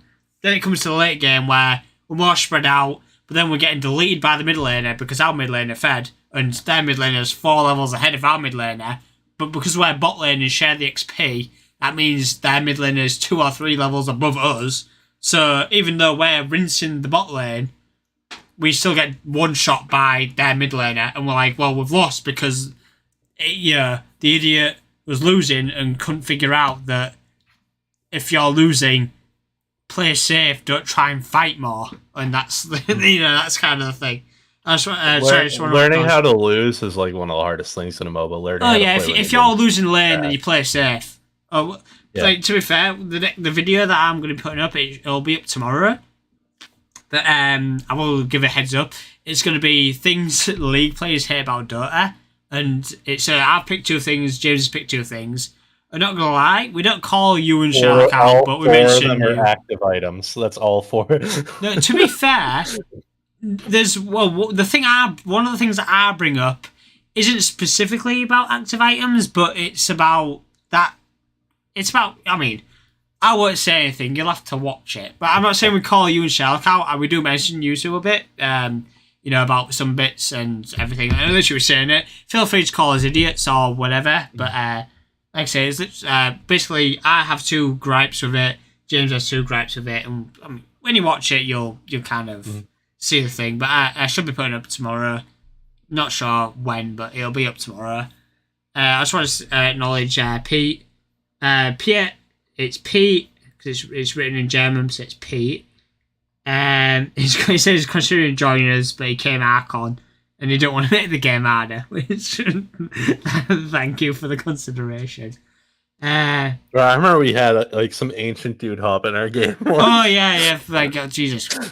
Wait, I think we won that game though, didn't we? It was like no, we did not. No, we did not. We did. Fair enough. It was like him, you. Oh, because he was real good at it was Void. Was it the Void guy? No, Arc Warden. That's the one. Yeah, he was real good at Arc Warden. Yeah, he was Void. You're decently high rank, aren't you? I'm also Archon. Oh, yeah, so it was you 2 there. Especially because I haven't played in a month yet. And then there was me and James. I don't know if Sherlock was with us or not, but yeah, that kind of. God. But yeah, congrats as well, Pete, for making Archon. Right, let's get this video done. So yeah, so these are the idiots we don't want to win. They can see that GG, yeah. They'll win. Yeah, their mid laner. I'm not gonna say, but yeah, their mid laner Quinn is like famously toxic. He's gotten better now that like he has sponsors and shit and can't be saying things. Oh yeah, can't be doing it. Yeah, I think also like now that he's. No, that was actually him. Sorry. Now that he's like won big tournaments and stuff, like he doesn't have as much to prove, I guess. It's like people understand he's one of the best players in the world. He doesn't have to like prove it. Scream at them about how they don't deserve to like be born or whatever to get the point across. I don't know. Yeah, it's like basically it's a thing of he chats shit, but he's got the muscles to back it up. Yeah. Basically. Yeah. So he came 2nd place last year, but the team that beat them is out already. Did they win this game? I don't know. You keep not saying. I predicted this game correctly. I'll say that. So you thought, yeah, so they won then. I'm watching this, and I'm pretty sure they won. This is just game 1. Yeah, I know, but after watching, look at this. The stomped that other fight. I say stomped. It was it's quite close, but I feel like that it's like more of a 60-40 that they were going to win. But this right here, this is just like BMing him at this point.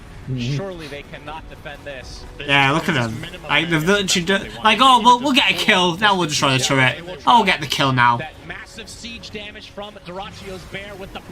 at him. Oh yeah, we'll go for the kill now. Why not? Yeah, we'll just kill him. Okay, let's go back to the turrets. Let's go back to the turrets and get the ancient. Well, I think they're gonna turn this around. Let's get the kill. Tundra's about to. Thompson on his mid alchemist is about to turn this around.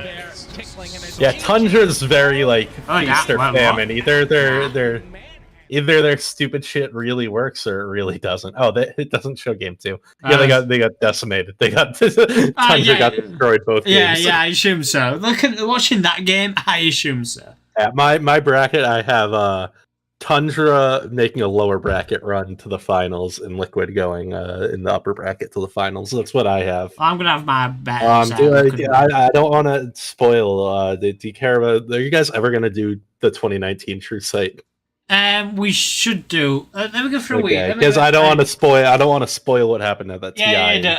Yeah. Things about Like I say, it's. Well, let me go for a week and I'll explain when I get back in 2 seconds. Okay. Just like arms. Didn't you just fucking take a piss 15 minutes ago?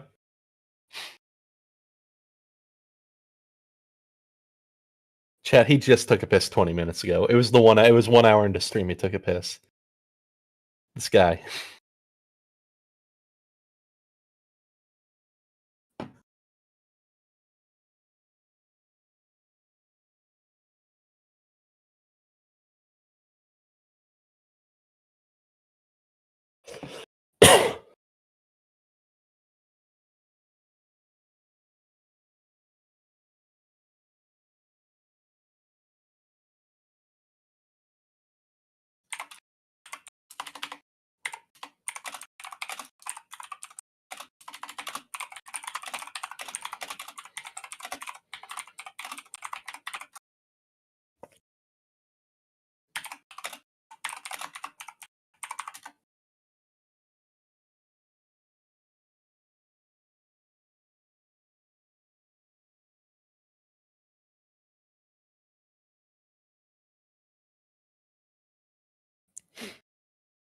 Yeah, I wanted to say mention something about Thompson about what would happen if he won this, but I don't want to.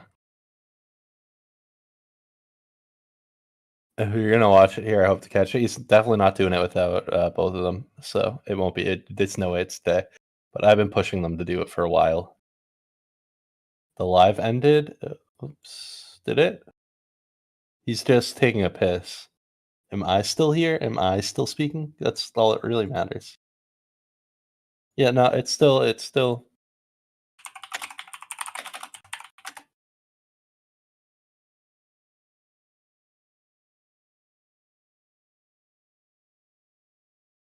Yeah, it's that's the end screen of the video he was watching, not this video. I'm back. What's up?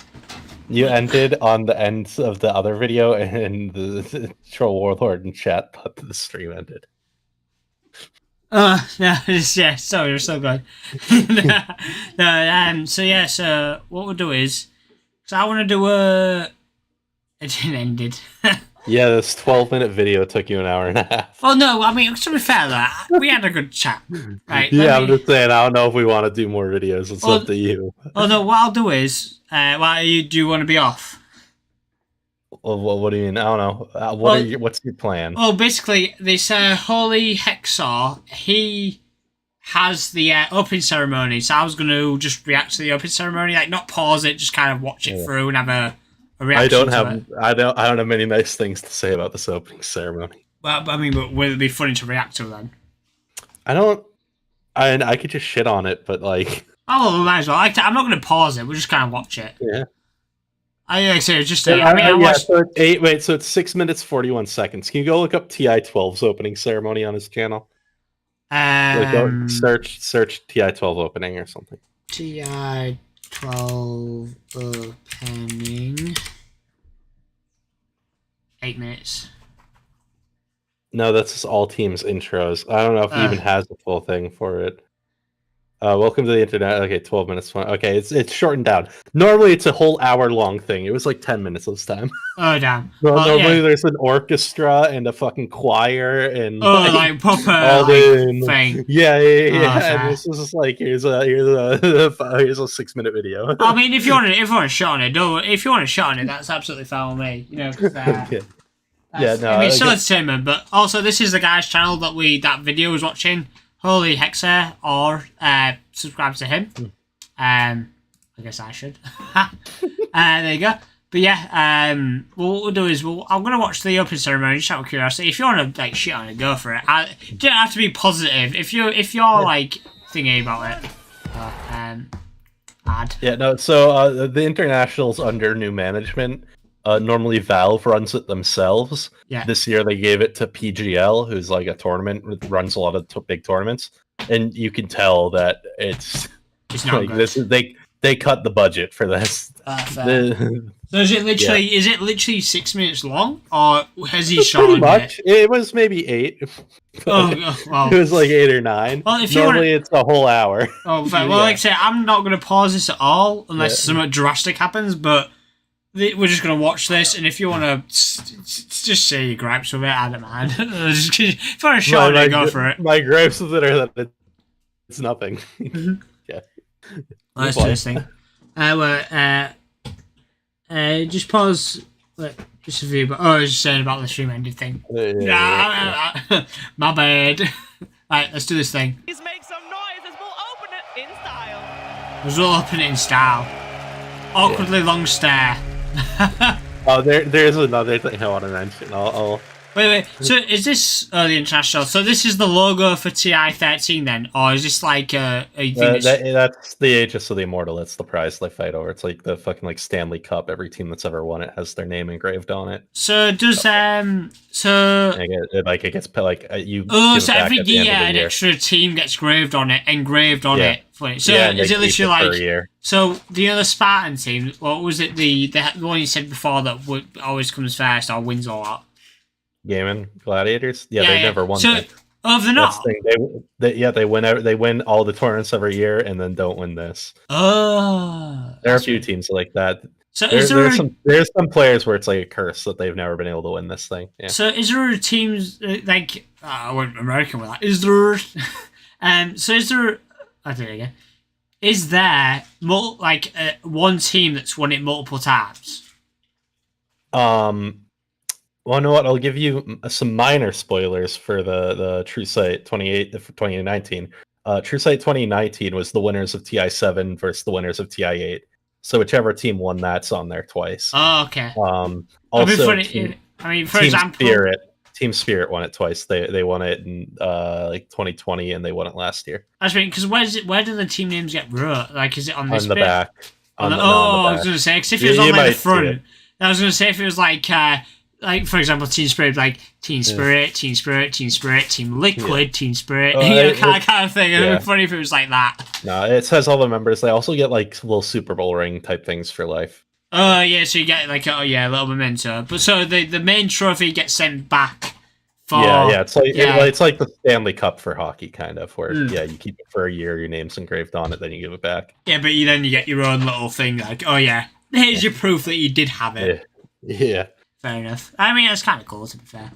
Anyway, no more pausing. Let's watch it. The International!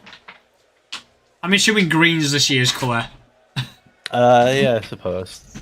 They're going with a Ringmaster theme, which is funny because it's not... he's only just been released. Pro play yet. I want TI2 set reaction or I Riot. Well, because we've reacted to the other ones, haven't we? Is 19 the better one? Yeah, 19, because it's, like I said, it's the winners of 17 versus the winners of 18. So it's like that extra drama. Also, it's two English-speaking teams. Thanks. The winner is going to be the first two-time winner. You know? Was the first one we watched, was that 17? Yeah. Oh, so yeah, we haven't done 19 yet. When James was asked, we'll look for doing 19 if it's a big one. That's why I called them a trilogy. Yeah. So, I'm pretty sure we did. You meet 18. one team, you meet the other team, and then they clash in the third one. I'm pretty sure. Yeah, obviously we did the 17 one. I'm pretty sure we did the 18 one. And yeah, we'll have to think for the 19 one then. 2012. Or is this fucking spoil it? Oh, well, 2013. No, I don't know. Damn. But 2013 was my first one. When it gets to 19, I'll close my eyes and I'll take my headphones off. It's just press the fucking forward key once or twice on your keyboard. Yeah. 14, 15. Damn it, it's been going for a long while, this, hasn't it? 16. Oh, big one. CN Tower. Juggernaut. I've been up the CN Tower.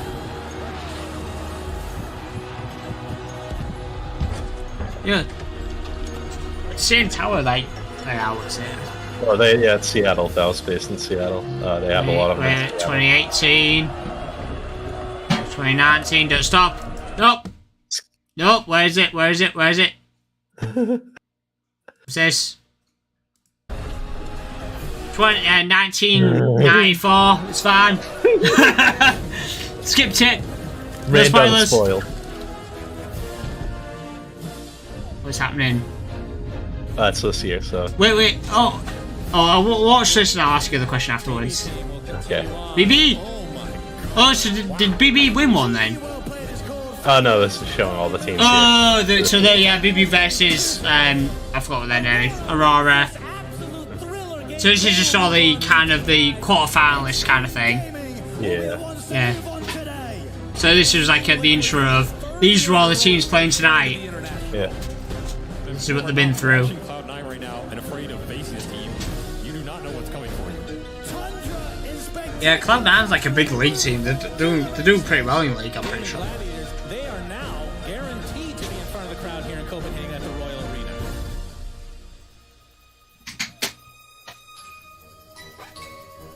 I get the whole ringmaster thing. So was it an hour-long intro for the quarterfinals then? No. Oh, for the finals. Normal. It used to be the whole tournament was in an arena.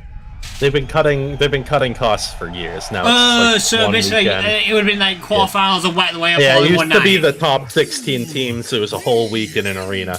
Now it's 3 days in an arena with 8 teams. There was a year where they only did 6 teams in the arena. There were like 4. It was gross. Oh, so is it here where it gets thinged? Yep, that's where they're all. Oh, so what happens when they run out of room? Because they've got like 1, 2, 3. They added a new ring on the outside. What? Oh, there's this. like another, yeah. You can see there's some scratched in there on the top, like in the. Oh, there. Because I was gonna say they haven't filled this ring up. I think they have. It's the light, you know. No, it looks empty to me. Oh, wait, now I can see some names there. There's Wes there. The skipped one. Put Wes there. Skipped. So. I'm sure when the light, because it's like video compression. Oh, yeah, I can see that. Yeah. I can see some names on the. I am also saving this. Yeah. I'm assuming. Well, what happens when they're out of space? Get a sword. They probably make a new one that's bigger. They make a sword and shield. I don't know. Who knows if Dota will last long enough for it to totally run out.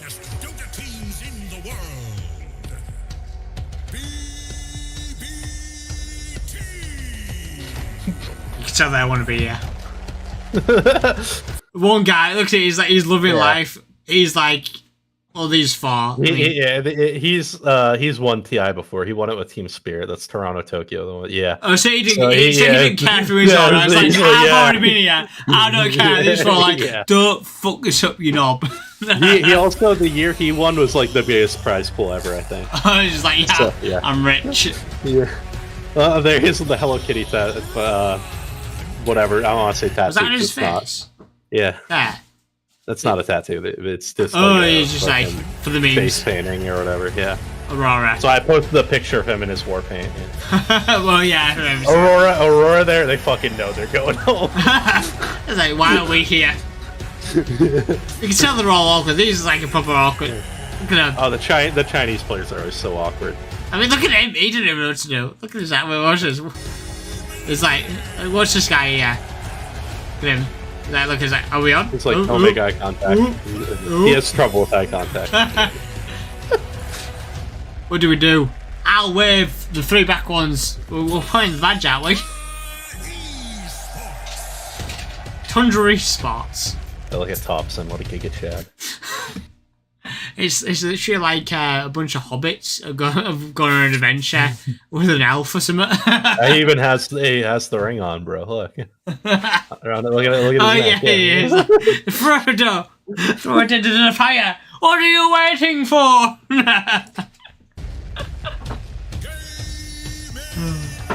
There you go. These guys look happy to be here. Oh, I mean, there's the gladiators. They know they're probably gonna win. Yeah, but I mean, look at that though. They're the only people that look like they want to be we here. just came to get our paycheck. Yeah, like, everyone else is just like, we're here for like. Why are we? Because they've been winning everything. They're the ones everyone else has to beat. I will say there's like a curse. There's like a curse of being the people that one everyone thinks is gonna win. They never win. Champions of Dota 2 earn their place on the Aegis in a convention hall not too far from tonight's arena. I'm assuming he's like a big sponsor. From that hall to a He concert hall in owns Valve. Seattle to arenas around the world, the crowds may have grown bigger, the players and teams. Why is Left 4 Dead 3? But one thing hasn't: the joy we all take in watching the best players in the world play Dota 2. So to all of you there in the arena, to the millions around the world who are watching, I say welcome. Welcome to the Royal Arena. Welcome to Europe, back where it And all there are began. streams in all sorts of languages, Welcome I'm to sure. the greatest esports Like, it has to be event in the subtitled for world. them, but I don't know why it has to be Welcome to the subtitled for us, International. but why not? Yeah, he used to get off his ass and actually show up at these things. Goosebumps here as we're getting ready to But yeah, no, being the favorite, I don't think the favorite team has ever won. Maybe Pete can, has the team that's the favorite ever won? Going in, whoever, because like they have a target on them. Everyone studies them. Everyone has game plans for them, you know? And the teams that nobody thinks is going to win, nobody did any prep for them.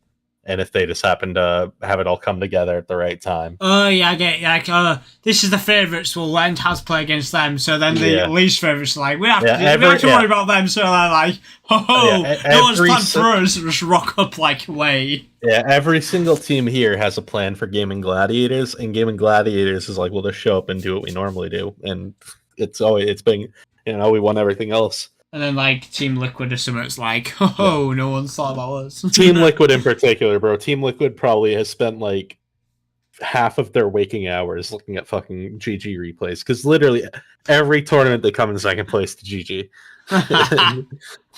Isn't she like, basically, how it happens is everyone looks at the big ones and researches them. But it's literally like the RKO out of nowhere, where there's the least favourite team just comes and goes, oh, watch out, bet, and then they're in the finals. There's always the teams that are like nobody, that people that are going to come in 16th, like rarely get to the finals. But yeah, teams like a lot of times the team people think would be like 6th place ends up winning. Yeah, but there's almost always some team that people thought was going to come in like 16th place that beats some team that people thought was going to come in like 2nd place. Yeah, that almost happens. Yeah, well, it's like totally underestimate them. Pete just said, haven't PSG and LGD won once? PSG won in the. Did PSG win in the? LGD won in 2012. Because PSG they were PSG sounds familiar. They were the bad guys, quotation marks, in 17 and 18. Yeah, because I said PSG. I remember PSG. Were they the 18 ones that we watched? Yeah. Was that the one with the guy that said he's going to propose if he won? That's PSG, innit? It was, wasn't it? They were the ones where the fireworks were going off and one of them's fucking dead inside while the fireworks go off. Oh, yeah, because me and James were like rinsing wet away. Yeah, that was the one where the guy he said he was going to propose if he won. And he just lost. I think he went home and broke up with his guy. I mean, I don't know if that actually happened, but from the result, it's like, oh, clearly God says it's not going to happen because it's like, nah, love, I lost. He was going to get a proposal. I've got a breakup. Poor kid. Literally, the whole. I mean, I get. Don't get me wrong. I get the sadness. It's like I say, you've trained so hard, you've come so far, you got so close, and in the end, it doesn't really matter. Mm-hmm. That's deep. Where do you get that from? I don't know. What was the song? Mal, you know that song, don't you? Yeah, no, I do. Yeah. I know. Obviously, it's a song. I forgot who sang it. Didn't Eminem sing that one? No, it was Linkin Park. It was Linkin Eminem Park. Yeah. The Linkin Park. The Eminem Park. But in the end, it doesn't really matter. Pete likes where you paused. Huh? Keep it like that. Pete. Gay dog. There you go. Yeah, a bunch of nerd faces to finish on. I can still manage. I'll do it. I can still finish. I've got the memory. I know what she looks like. I can close my eyes. No, these guys. God. Christ. They have that look like if we lose, we'll be sent to Kursk. And he's like, I don't give a fuck. I'm loaded, guys. I'm here for, look at them. Look at the little arm pump. It's like, yeah. Okay, I looked this guy up. Toronto, Tokyo. His lifetime earnings are $4.5 million. Vanish. And that's as a fucking Russian. 5 point what? $4.5 million he's made playing Dota. Damn, Jesus. I mean, if anyone earned $1 million in any country, Yeah, and let's look at the other players on the team. I was gonna say he's like one of them's made $1 million. Jesus. Let's see. This guy's made even that though. They've all made about 900,000. I know, but even that though. If you think about it, if you earn, I mean, how old are these guys? None of them are over 30, aren't they? They're all under 30, more or less. Probably. I mean, they'll look it. But imagine that. Under 30, and in your lifetime, well, not, I say lifetime, since you've been playing a game, every single person has earned at least just under $1 million from playing a game. One of them's 21. One of them's 22. Toronto, Tokyo's 27. One of them's 23. I mean, come he's on. an old man. I mean, literally, come on now. Okay, so I know, anxiety, antisocial, stuff like that. But I mean, come on now. If you're 22 and you've earned nearly $1 million, I'm assuming dollars, based on thingy. If you've earned nearly $1 million at 22 playing a game, how can each individual players earn nearly $1 million for playing do you mean every... Okay, I'll clarify this now. Out of all the players in every single team now, have all of them earned nearly $1 million playing Dota? Definitely not. But that's BetBoom. They were the ones who are all top rated. Like their whole team's top 50 in the world. But do you know what I mean though? But it's even in the BetBoom team though. If I go to Aurora, I bet the numbers are a lot sadder. Have a look. But seriously, even in BetBoom though, if you've earned nearly $1 million at 22 from playing a game, you'd stand there. You'd be chuffed. Even if you was in the top, how many teams are we at? Is it 8 teams? That guy's made... Lornoff from Aurora has made $75,000, and he is 21. Yeah, but still, even 75k for playing Dota, that's still a lot. Million, $500,000, 1.2 million, 1 million. Okay, so even Aurora's made some good money. But there's got to be a team that hasn't. I mean though, even at 21, it's 75 grand. Jesus. I mean, it's American, so it's different. But you'd be... If I was stood there and I'd earned even $500,000 from playing Dota, and I was stood in the top 16, is it 16 or is it top 8? Top 8. If I was stood in the top 8 of this tournament and I'd earned $500,000 at 21, 22 for playing a game, Jesus Christ, I'll be stood there going, "Come on, then." If I was going to lose, I knew I was going to come 8th. I'd be like, "Come on, then, everyone." I'd be fucking on the stage going, "Yeah." You'd be a bit more than that, wouldn't you? I just got to say, do you mind joining? You can if you want, Pete. Well, we can go back to the other chat if you want. I don't know how much longer we'll be streaming for. But, you know what I mean, though? If you've earned $500,000 and you're 21... it depends on the country. If you're 21, yeah, it's good. I know, that's what I mean, though. If you're between 21 and 24 and you've earned $500,000, even 75... I do feel like if you're one of the guys who's 30 and you've made $500,000 and then your Dota career's ending, you gotta go into the workforce with your own experience being a pro Dota player, and $500,000 is not enough to live the rest of your life. But it's not but these guys, when you made $5 million and you live in Russia, you're set. Well, no, I mean, even in that though, if I was 30 and I'd earn $500,000 in dollars. Yeah. Mm-hmm. I know, obviously, you've got living well, stuff. Yeah. But like I say, if you think about this, No, but that's $50,000 a year. But, right? Well, let's put it this way. Because of... Yeah, but if we put it in this regard, so I'm 25, and my job... So, the job that I am, I Googled it in America, dollars-wise, what the average wage is for my profession in America. My average wage in America would be about 100 grand. What do you do again? I'm a machinist in engineering. I make shit on a machine out of metal. I thought you guys said you worked at McDonald's at some point, but I thought that was... No. James had a gal. His old girlfriend worked at McDonald's. No, we're both engineers. We're in... Like when I say we've got proper jobs, I genuinely mean... Oh, bro, I remember I was on vacation, and I was talking to some British dude who was there, and he was about your age, and he was talking about, I just got this great new job, it pays big, I can do all this stuff. I'm like, how much you make? and it was like 35,000 a year US. I'm like, oh my god, your country's a third world country. No, US, like I say, well, I'll say, well, it's not really a big. Like, it would be poverty wages over here, and he was like, "Oh, this is gonna upset." Well, literally, like I said, in English, last year I earned about 34 grand in English. Yeah. I don't know if I should be saying this or not. I don't really care. So in English, I earned 34 grand last year. But out of curiosity, I had a Google of the wage. If I, average kind of wage for my job in America, it's about $100,000 a year. And I know, obviously, in America, you don't have, like, the NHS. If you get ill, you've got to pay for medical bills and stuff. You obviously get insurance, but you're paying for more in that kind of regard.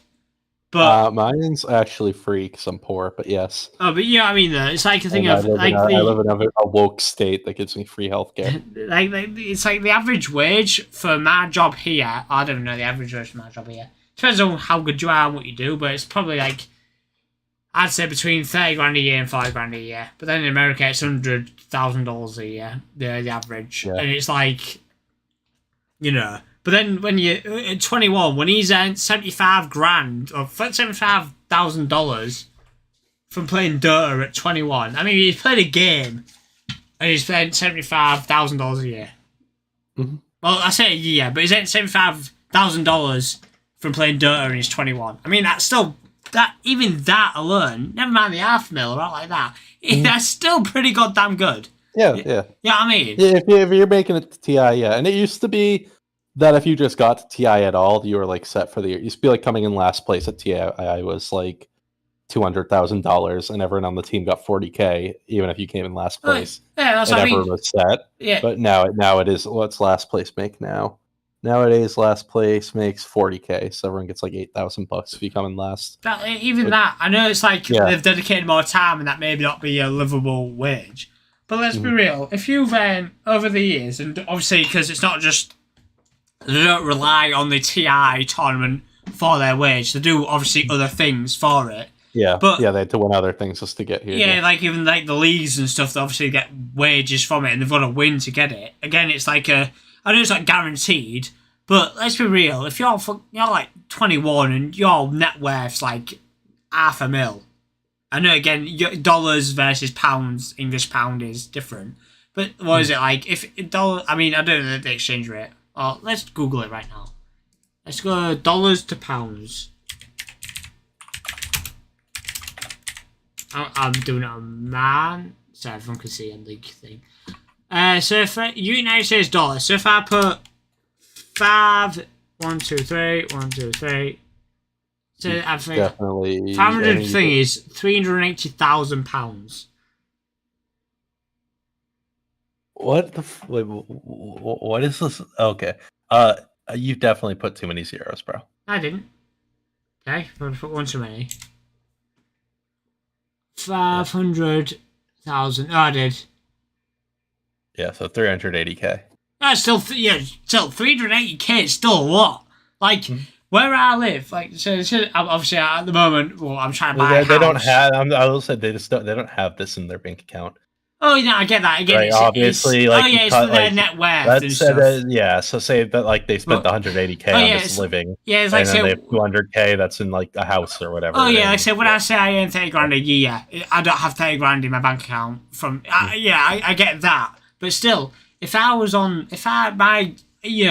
if I earn close to that, like say where I live, there's like some massive houses and it's a decent area, and these houses in English are up for there's a house up for 399, I'm pretty sure, and that's a big house on a a decent bit that should like a minute from where I live, same area where I live. Our house is our house is worth a fair bit, but you know what I mean. But it's like when you compare that to that, you think, well, obviously they're not earning that a year or whatever, but this still could, it's somewhat similar if that makes sense. But so I'm looking at a list of the top earning esports players, like all esports. I have to go to 21 before there's a single non-Dota player. And the next one's at 40. So of the top 40, 38 of them play Dota. But you know what I mean? It's like I say again. I'm not saying it out of jealousy or out like that. I've got no issue. Yeah, obviously the event, the wage, the event, the sport, the event. It. No, I'm not. No, there's no animosity. I've got no issues. Like I say, when it comes to this stuff, I've got the beef with like football players when they're earning millions off of getting slightly tackled and hurt and million, I've got beef for that because to me that's crazy. You know what I mean? Because the thing I used to say, I'm getting a slight rant, but I will say when people say, "Oh, you watch someone on YouTube play a game, why don't you just play the game?" I'd just say back to them, "Well, you watch people play football, so why don't you just play football?" Oh yeah. And then they go, "Well, that's different, isn't it?" It's like it's not different. You play football, it's even more different. Because like beyond the why watch football? You can go play football. Like you can actually watch people play Dota and then go use what they do in your games. Yeah. You can't do that watching pro football or pro basketball. Oh, you can't go watch a fucking pro basketball match and then copy their fucking movements. Oh, but I mean, but the thing is, unless you're on a college team, maybe. But I know, but it's the thing of, but again, we've done in that regard, because you're defending the football people, which. But no, I'm not. It sounded like you were. Basically, in my eyes, is like say I can watch these people watch the games, the highlights from the games, and I've looked at it and I've somewhat understood what's happening, but like I said to you, they've got 10 buttons or whatever to use the abilities, time the abilities, like the Sand King. Obviously probably shift queued is shift. I say shift queued. I don't mean the actual button queue. Hold shift and then queued his abilities up for the order, got his bloodstone and done the stuff. Obviously, it's natural to them, and that's it. But like when people watch, like say the World Cup or the European Cup or whatever, Euros or whatever, and they're like, when people say, "How can you watch people play video games? Why don't you just play them yourself?" Is how can you watch people play football? Just play football yourself, and that, to me, it is the same thing. Yep. Like literally, it's like a thing of you're watching the pro teams play football because you can't play that pro level. So, if I'm not necessarily watching a pro play it, granted it could be a walkthrough because you're watching someone play the walkthrough of the game because you want to know the story of the game, but you don't pay 60, 70 quid for the game. So there's other reasons like that, but like you were saying before, like what I said at the start of the stream. I have always wanted to be able to watch people play games and understand it and watch it like the same way people look at football leagues and stuff like that. But like I say, as soon as it started, from when I wanted to do that, when I was, again, I say younger, I was 25, I'm not old, but from when I was 18 and thinking that, from me being 18 to me being now 25, I'm like, it's come a long way. Even everything's come a long way from, in that short space of time. Everything has become bigger, it's become crazier, it's become more popular, it's everything's evolved, and I mean, I like it, and it is good. And to be fair, after watching this tonight, watching the games tonight, and then talking to you and even seeing you talk in our Discord about it all, I want to be as passionate as you are about watching, not necessarily Dota, but just in general, because literally you were saying, oh my god, hit the black hole, the cart, this, that, the other. You were watching it and you were enjoying it and sharing the enjoyment of it. You know what I mean? And it's like I want to share in that, if that makes sense. And all it takes is me to watch it and do it. But and another thing you can do is if it's because you're talking about it's sometimes hard to understand the pro games. You can also in the game watch them and just do one player's perspective. Yeah, that limits the game a lot. Especially if it's here, if you just watch a Sand King's perspective through a pro game, because you can even do that if there's a live TI game going on, you can do that. You can Well, pop so if into a I live TI game and just watch their Sand King play from his perspective. so if I say on Sunday, Hmm. which I'm not saying that I'm gonna do. Hmm. Sorry, that's just from my girlfriend being at me.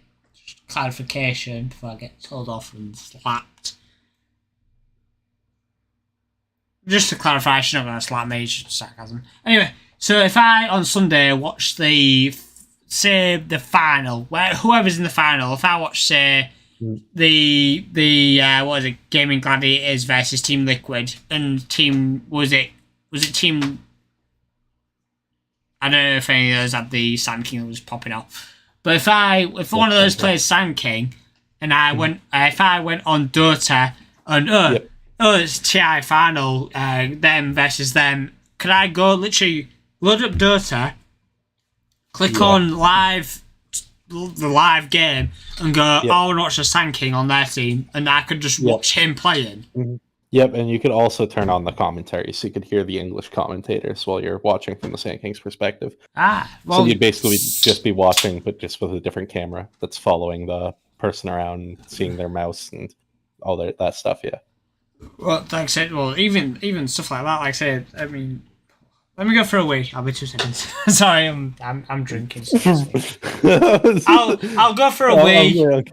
Well, I'll go for a wee. We'll have it's been 30 minutes since the last one. Yeah, sorry. There's that. Even when I'm not drinking, I'm at work. I have small bladder. There's some. Yeah, it's naturally me.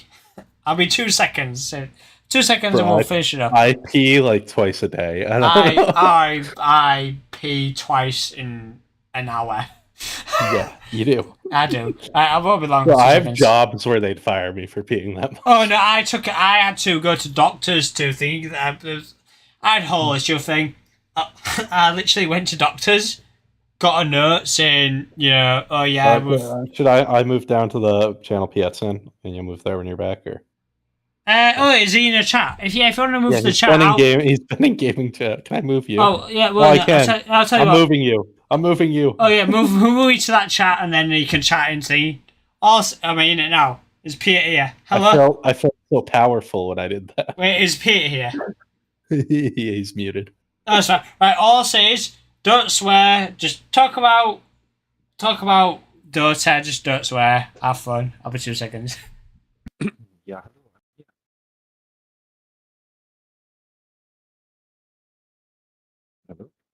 Hello. I have turned the stream off, I think. Yeah, just mute it or whatever. If you have a way to mute the tab and not the stream itself, I think that's a little better for them, but yeah. Just because I think if you like mute it in YouTube, it stops counting you as a viewer, but it's whatever. That's just what I know from Twitch. Okay, I somehow closed it by accident. I will try to reopen it. And then I will make it on like 1% volume. Like, then you should have. For me, I have a plugin called Volume Master, and I can like turn things up to 600% or down to 0. But like the thing doesn't know it's been changed. Also, in Opera, I just have a way to click on the volume thing on the tab, but it's all whatever. I don't think they really care that much.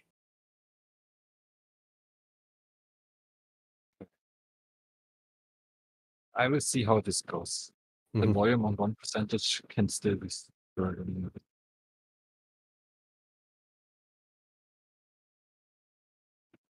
Whatever. Yeah, what was the topic again? I don't know. It was like watching games or not. And I have to say, regarding that topic, I experienced something this year. I'm using I lost my PC got broken or lost, I don't remember. So I had only a mobile phone and sitting at home watching the mobile phone. And I was watching another game in Dota, but I was watching on Twitch. And it was not only watching other people play a game, but it was also the communication in the chat which catches me. It's like a little socializing, watching the streams with other people together. So it's not only about watching some other people play, but also like, having some cool dudes you see like almost every day, because you have your regular viewers there, you get to know, right? So these aspects as well.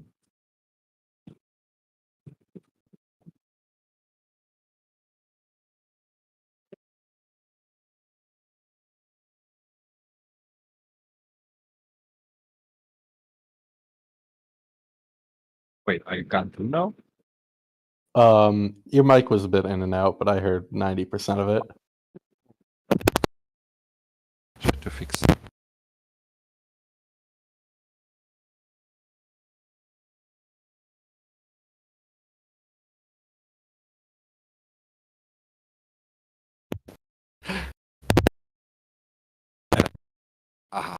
I hope it's better.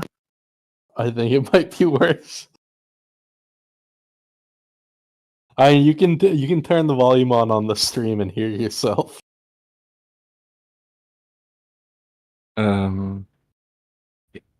Okay, I hear the crizzle, yeah. Okay, actually that was fine there, so I don't know. Okay, but it should be fine now. The crizzle is because I turned it on and off with a button, which struggles a bit with my mic.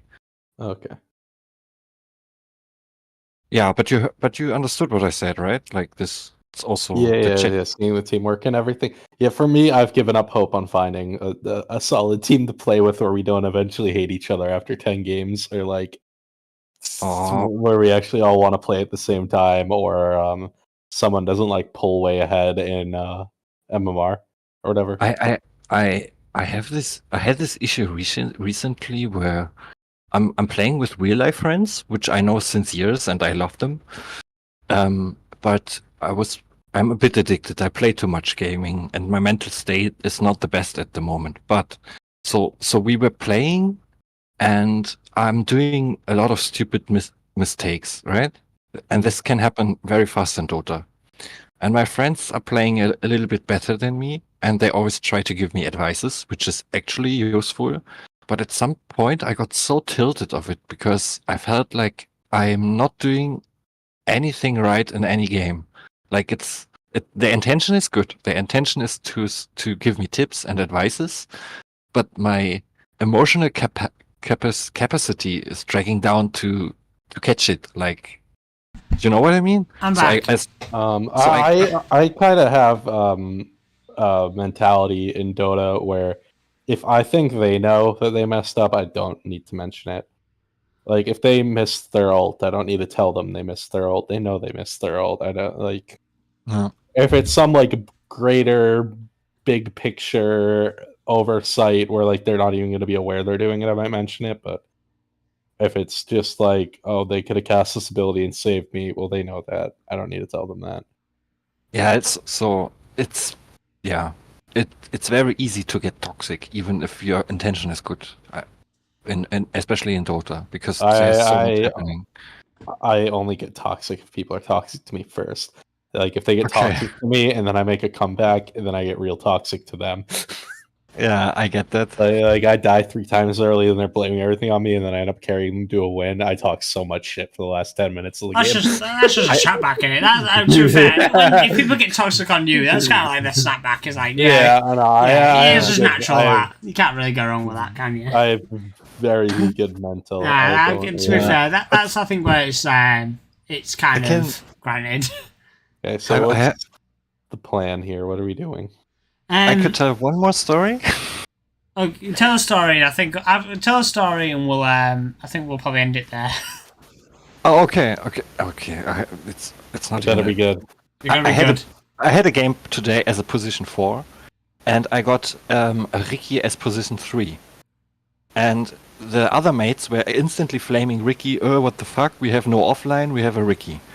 And I thought, like, yeah, the pick is actually not a typical offlaner pick, but I wanted to see him do and play. And I realized in my lane, he was doing well. Like, so I thought, like, okay, fuck the pick. He's at least playing okay. He's trying to communicate with me with ping. And I did not get pissed off by his pick.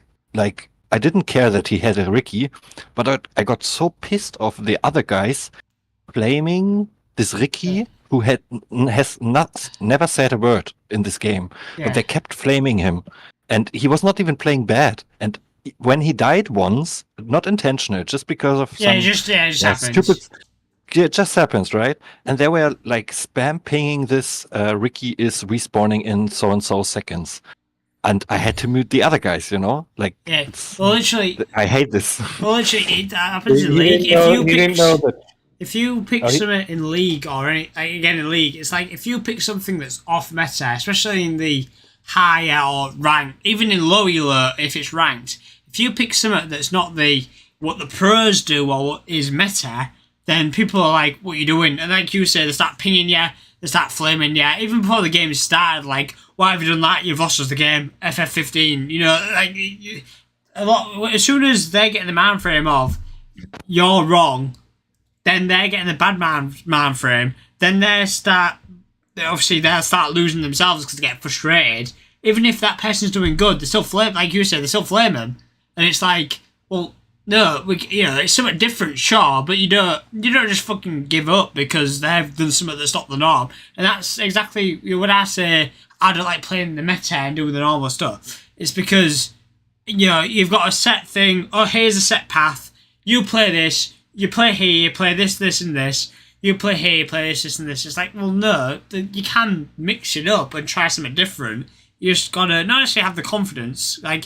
I know I'm confident that I'm not good at the game. I'm just stupid, so I'm like, I'm going to try this now because I want to and have fun. Even if you're not playing, like I say, I don't do it in ranks, but if you're not in ranks, when you're not in ranks, people will go, what are you doing? It's like, well, it's not in ranks, so who cares? It's like, well, well, you're throwing the game, so I'm going to throw the game. I was like, well, I'm not throwing the game, I'm doing pretty decent, but we're going to lose now because you've done your shit, kind of thing. So the cheat code is if you're playing mid, you can pick anything. You just say Thompson played it. If you're playing offlane, play anything. Play Ricky offlane and say Collapse just played it. If you're playing carry, say Ame just played it. No one okay. If you're playing support, no one cares. You're playing support. It's the true thing of. They're just happy that you bought the awards. Well, yeah, like I say. Actually, quite a nice idea. It's the true thing of. I absolutely do that, mid. I just say Thompson did it, and no one questions it. Oh, that's fair enough. But you know what I mean? It's just like even when you're not playing ranked, if it's just a normal game and people go, "Why the fuck are you playing that there?" Like, who gives a shit? We're playing a game. At the end of the day, it's a goddamn game. We're not in the league. We're not in ranks. We're not in anything. We're just playing a game. You can experiment. You can do shit. If we lose, who cares? You know what I mean? I know. Don't get me wrong.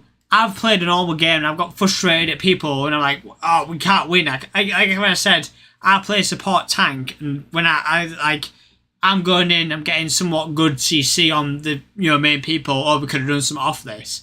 It does get frustrating. Don't get me wrong, I'm not saying it's not frustrating when you're playing a normal game and you feel useless because you can't do out because you got no follow-up. But at the end of the day, it's a game, isn't it? You're playing it to play fun. You're playing it to have fun. You're playing it to enjoy yourself. If someone picks something in a certain lane, you go. Like, literally, in League, I played, who was it I played support? I played Ken support, and he's a top laner.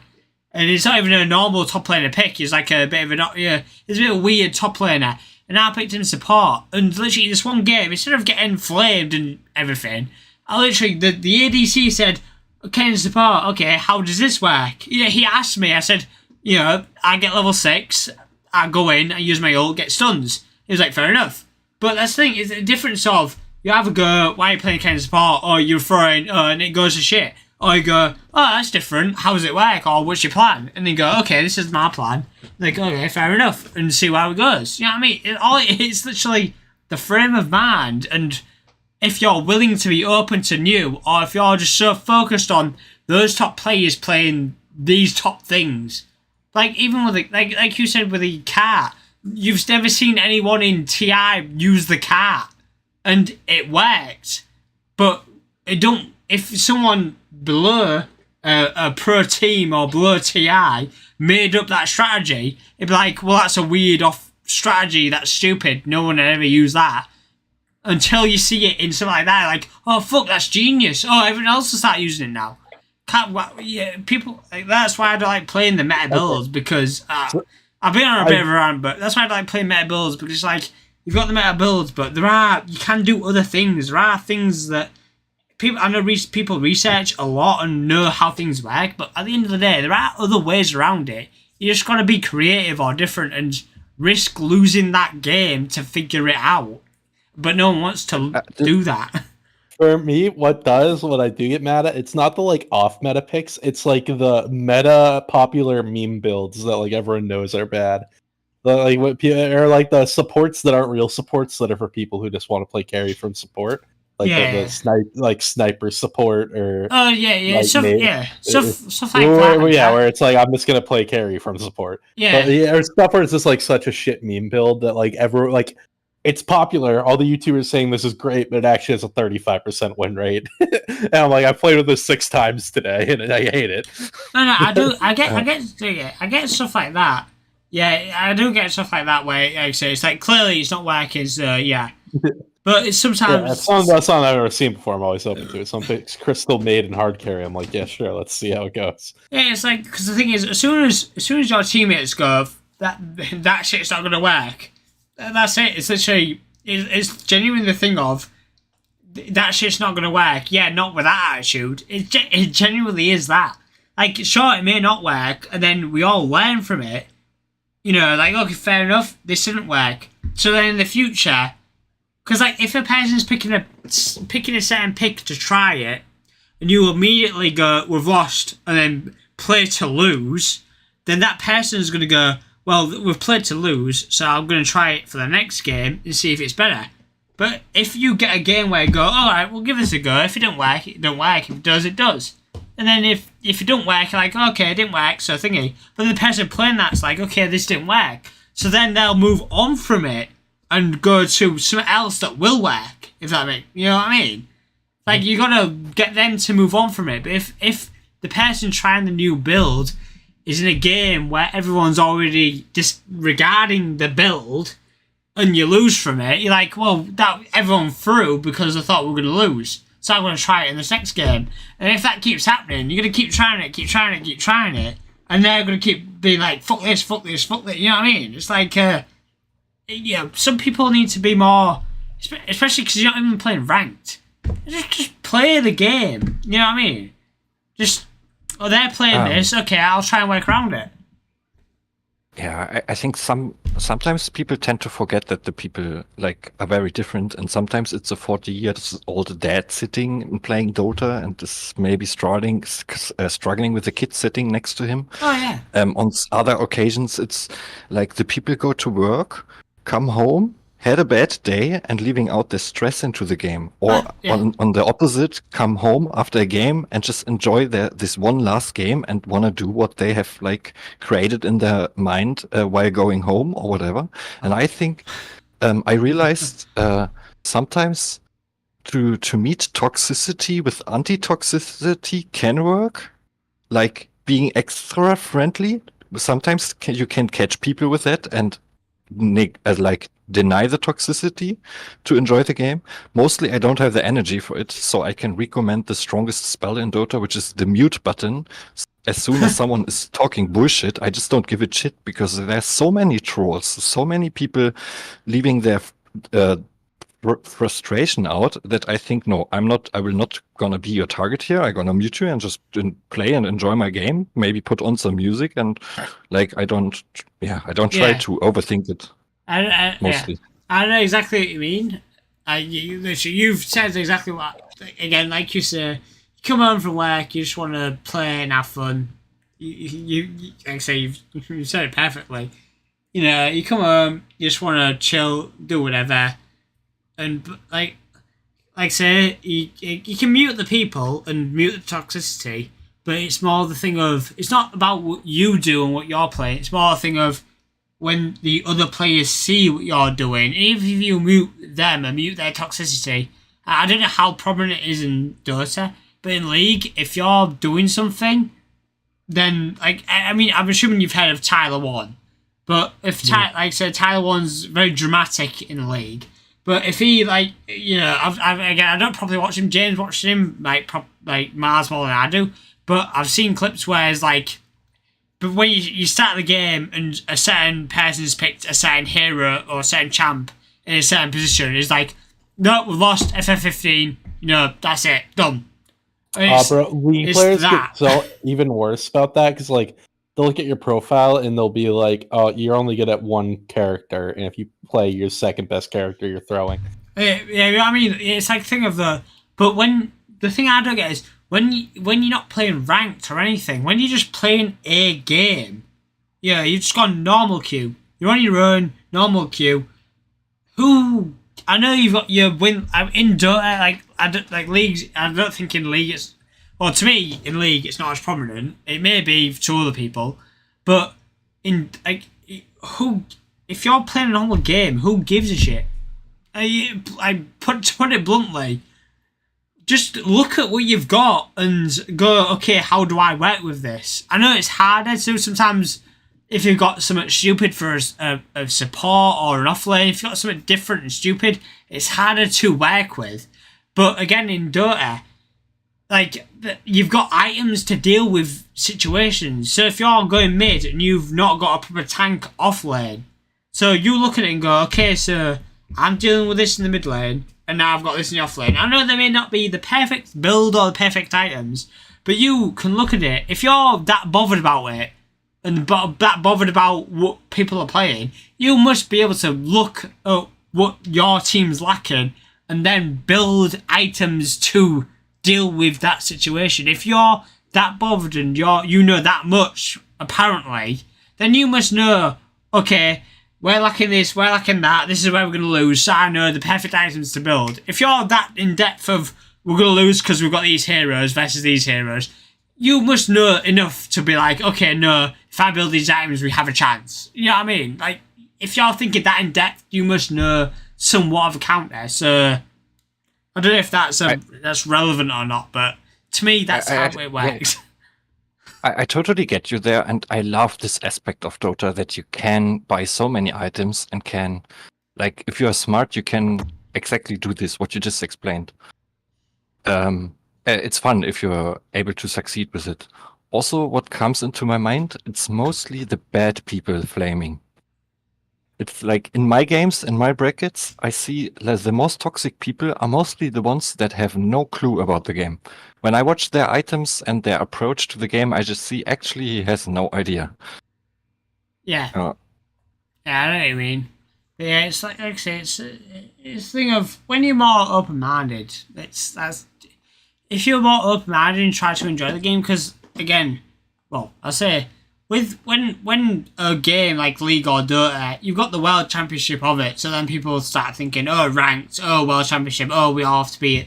They start thinking a bit more highly of themselves, because again, like, when it comes to football, you got the Premier League and stuff, you don't really have, like, an easy lower league to play in, whereas with, like, Dota and League, you just kind of queue up for a ranked game, and it's, you're just in the ranks, and you're like, oh, well, this should be happening, that should be happening, because this is happening in the higher ranks. Watch the World Cup or the TI Championships. It's like, well, this should be happening because I'm trying to play like them. But again, if people forget that they're a 5-stack, they're talking 100%. They've got a plan before they go into it. There's so much more. But then there's an individual player going in ranks and going, this is what should be happening. Why aren't we doing this? Everyone's throwing because they've got the wrong heroes.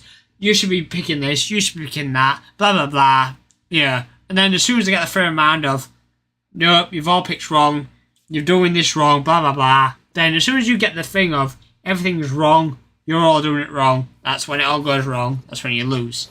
And it's the same for everything.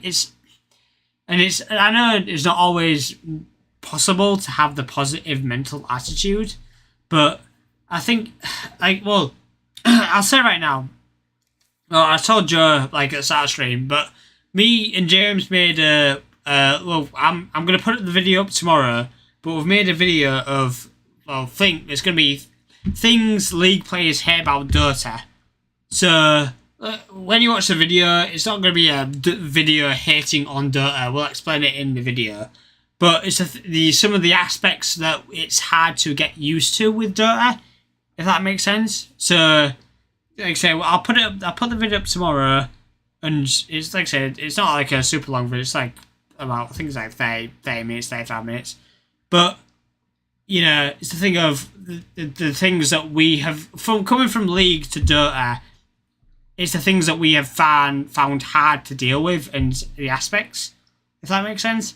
But like I say, if you watch that, you'll kind of learn. I say learn. You'll understand our aspects of things, our point of views of things. But like I say, it's like I will take a look into. Yeah, tomorrow when it's up. Yeah, like I say, I'll put it in. It should come up automatically in the Discord. But basically, again, we're not hating on Dota by any means because we are enjoying Dota. But like I say, there's a lot of things where Dota versus League. Like I say, there's obviously League's not perfect, and there's some things that are unbalanced. There's some things that don't feel fair. Don't get me wrong. League's not perfect. Dota's not perfect. There's no game is perfect. Though everyone will find a fault with the game.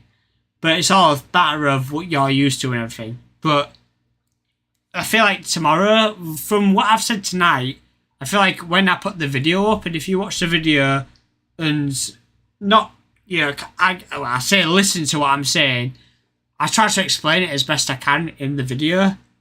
But, it's a thing of, it's about how complicated things can be, how simple things can be. It's how there's a lot going on, if that makes sense. Like, again, I will say we're not hating on Dota. We do clarify that we're not hating on Dota because we're not. Like, since we've been playing it, we've enjoyed it. We've had fun on it, and it just kind of clarifies a bit more the things that some of the gripes we have with Dota that's kind of been a bit harder to deal with, if that makes sense. Sorry.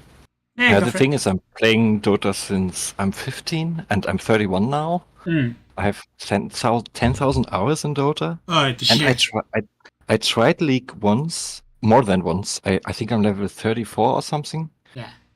A long time ago that I tried. But I felt it is too fast-paced. What I love in Dota is that the games can be so long, or that the game has such different aspects of, for example, this laning thing. Like you can do a lot with the creeps and drag them here and there.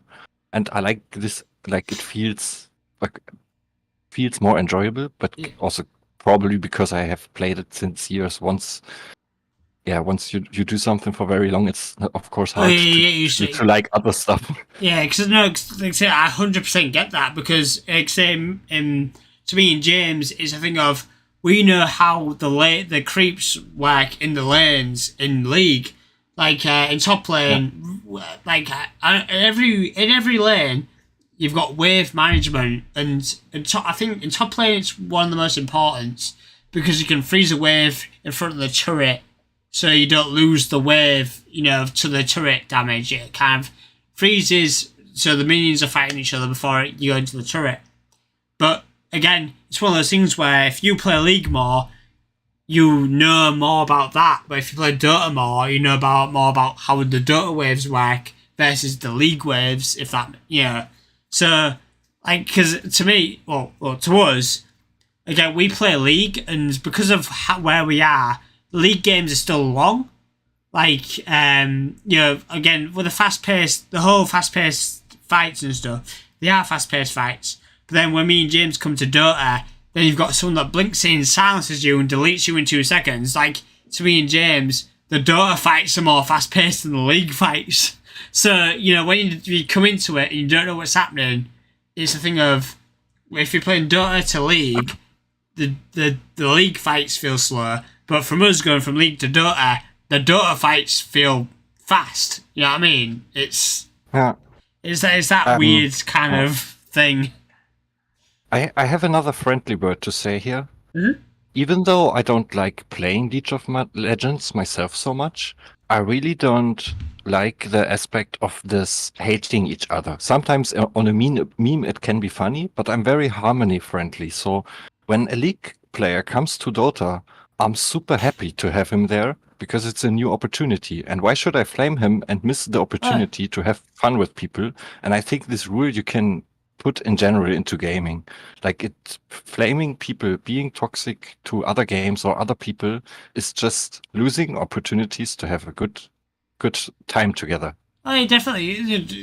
We said that. To be fair, I mean, honestly, I'm going to make a shot about that. What you've just said, I'm going to make a shot about. Literally, you are 100% right. Like for me and James going from League to Dota, we've both said, because I know like Sherlock and Joe have said there's a lot of toxic people in Dota, but from me and James trying Dota and learning Dota, you know, like I mean, a lot of the people in the Discord that talk in Discord, like Joe, Sherlock, you, Kelly, everyone, you know, like for me and James learning Dota, everyone has been joining the chat when we were streaming and teaching us, you know, and telling, oh, this is how this works, this is how that works. It's literally coming from League to Dota. I feel like definitely is more friendly than from what from what I'm guessing, to be fair. But I feel like going from League to Dota is a lot more friendly than going from Dota to League, because the League, like I say, me and James have dealt with the League crowd, and like I say, a lot of them are knobheads. But coming from League to Dota, like say, like yourself, like Joe, like I mean Sherlock, Kelly, we've literally come over to Dota and we've had so much help. We've had so much. Don't get me wrong, there's been toxic times and chats and stuff in the games, but we've actually had the assistance, the guidance, the support. You know, it's been as weird as it sounds, the Dota community has been very welcoming to us, and from starting with League, I feel like it wouldn't be the same the other way around, if you know what I mean. So I'm not gonna lie, Dota seems more, as much as there may be toxic people in Dota, I feel like us coming from League to Dota, it's been less toxic than what it may be the other way around. So I will agree with you on 100% on that. Why can't people just... We're playing the game. Can't we just enjoy ourselves? I 100% agree with you with that.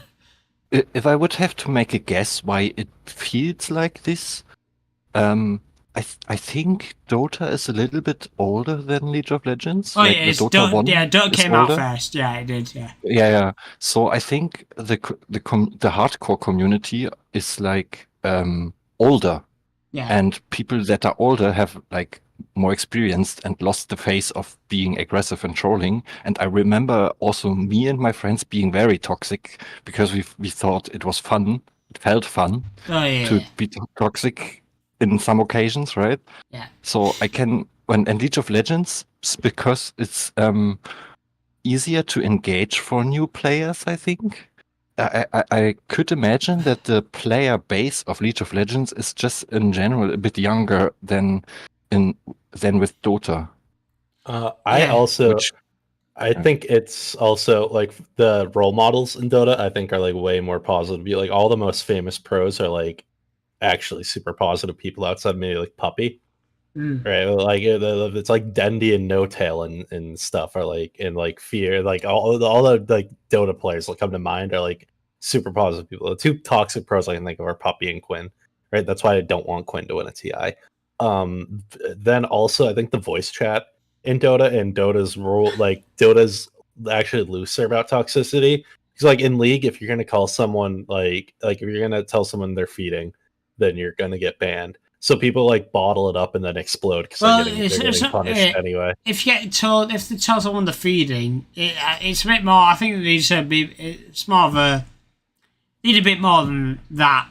But I don't know what you mean. It's a lot. It didn't take too much to get banned from thingy. But it's ironic that you said the toxic people were called Quinn and Poppy in Dota, and literally there's a champion league called Quinn, there's a champion league called Poppy, so it's a bit ironic in that. But yeah, also I think the voice chat, like when you have to actually fucking talk to someone, not face to face, but like voice to voice, it's a little harder to say like the most awful, horrible things imaginable. But yeah, I feel like in League people, like their accounts disposable a lot of the time if they're even a little toxic. Like everyone I know who's a little toxic in League, their account gets banned every month, so they just don't care. Oh yeah, because I said you can just remake a new account so easily. Cause it's not. Yeah. Yeah, like people are like slow burn. Like people are like a 10% toxic in Dota at all times. In League, they like go from 0 to 100. I could never make a second account. I'm so emotionally attached to my account. Yeah, I would well, lose, even I that would in lose- Dota, it yeah, would hurt my feelings to not in play my Dota, own your account. account doesn't really get banned unless you're awful, but like you get like the people who are like that have like 50 games of low priority, and after that they're like either I like low priority or maybe I'll just shut up next time. Like, that's their two options. Thing is, And with then League, it's like you're banned, make a new account. Thing is, with League, I feel like with League, because League is, you make an account for Riot, I feel like it's easier to make an account for Riot than it is for Steam. Like, when you make an account for Steam and you've paid for games off Steam, you don't want to get that account banned, do you? So if you pay, you've got a Riot, you've got Dota on your account, but you've paid for, say, 10 games that cost 40 quid each, 400 quid there. You don't want that. I don't know how it works if you got banned on Steam, but if you get banned on Steam and you lose 400 quid's worth of games, then you don't want to get banned, do you? So you've got just more of from a. Dota.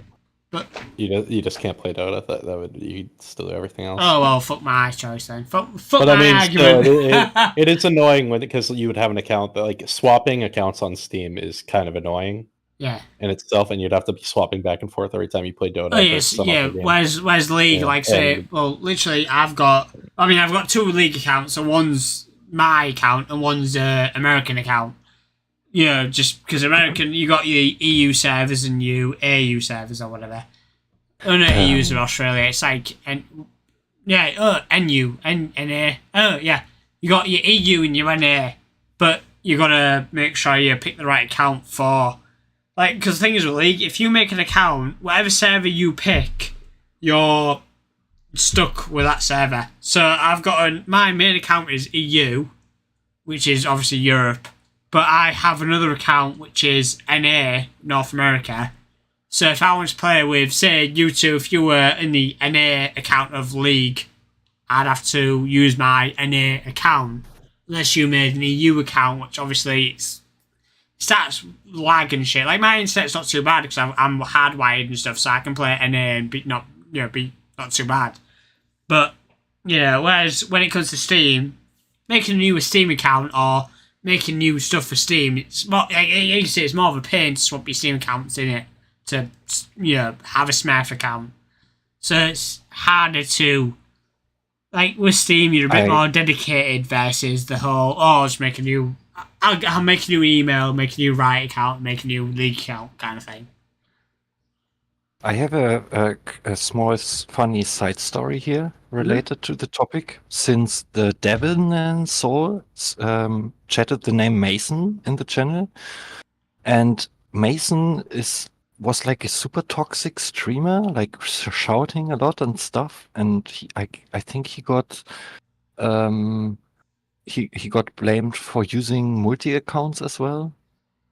And there was like an event where everyone was waiting for the event to get drops and stuff. Like they were loading and updating, and the people after updating, they had like a huge burning wave, and it did hit the streamer. It was so fun to watch. I loved to see him like getting punished live on stream. It has no real happy end because he got his account back at some point, but he got to make a new account. Can I just say, sorry, he's not like a role model or and he's nobody in the pro scene. Like he's a streamer who's popular for being toxic, but like that's like Tyler. Tyler one's Well, to be fair, Tyler one's kind of like thingy. Sorry, I just went back. I went off the chat. Deviant Soul, he's been chatting. In League, in League, your account is regional locked. So if you want to make a, no voice chat in League. I saw stupid, by the way. I don't know why they do that. I think it's to make it. I think it is to make it harder to recreate. Do a Smurf account. But there's no VC in League. But I saw literally earlier today. I saw an Instagram post where this guy was like, "Oh my God, League's back! League's back!" The guy was being dramatic and whatever. League's back! If you're gonna play a League, play it now. Blah blah blah. And people, I looked at the comments. There's some people saying, "Oh, apparently voice chat's back. Apparently this lethal tempo is back." So I don't know if voice chat is coming back to League. I don't know if it was in League, but from what this little Instagram reel fucking said. I don't know if it is coming back or not.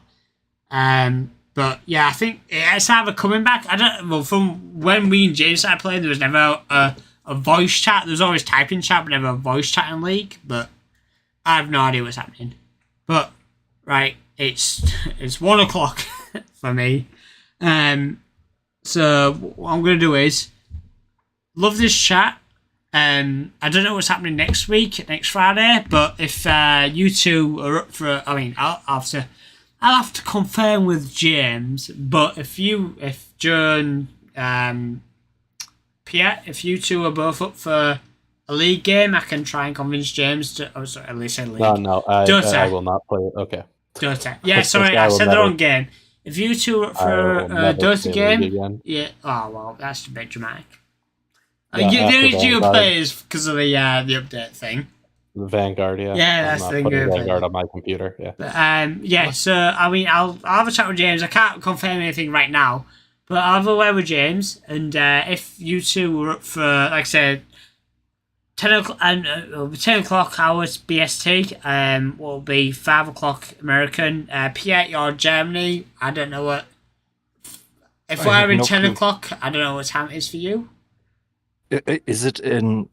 Is it in a couple hours? Like, can you count it in hours from now? Yeah. So what's your time? What's your time? If you look at your clock right now, what time does it say? It is 2 a.m. in the morning now. And you're speaking for tomorrow or is it? No, it'll be next Friday. But you at 5? Next Friday. You at 5 to 2? Is that your time? 5 to what? 2? It's 2 a.m. now for me.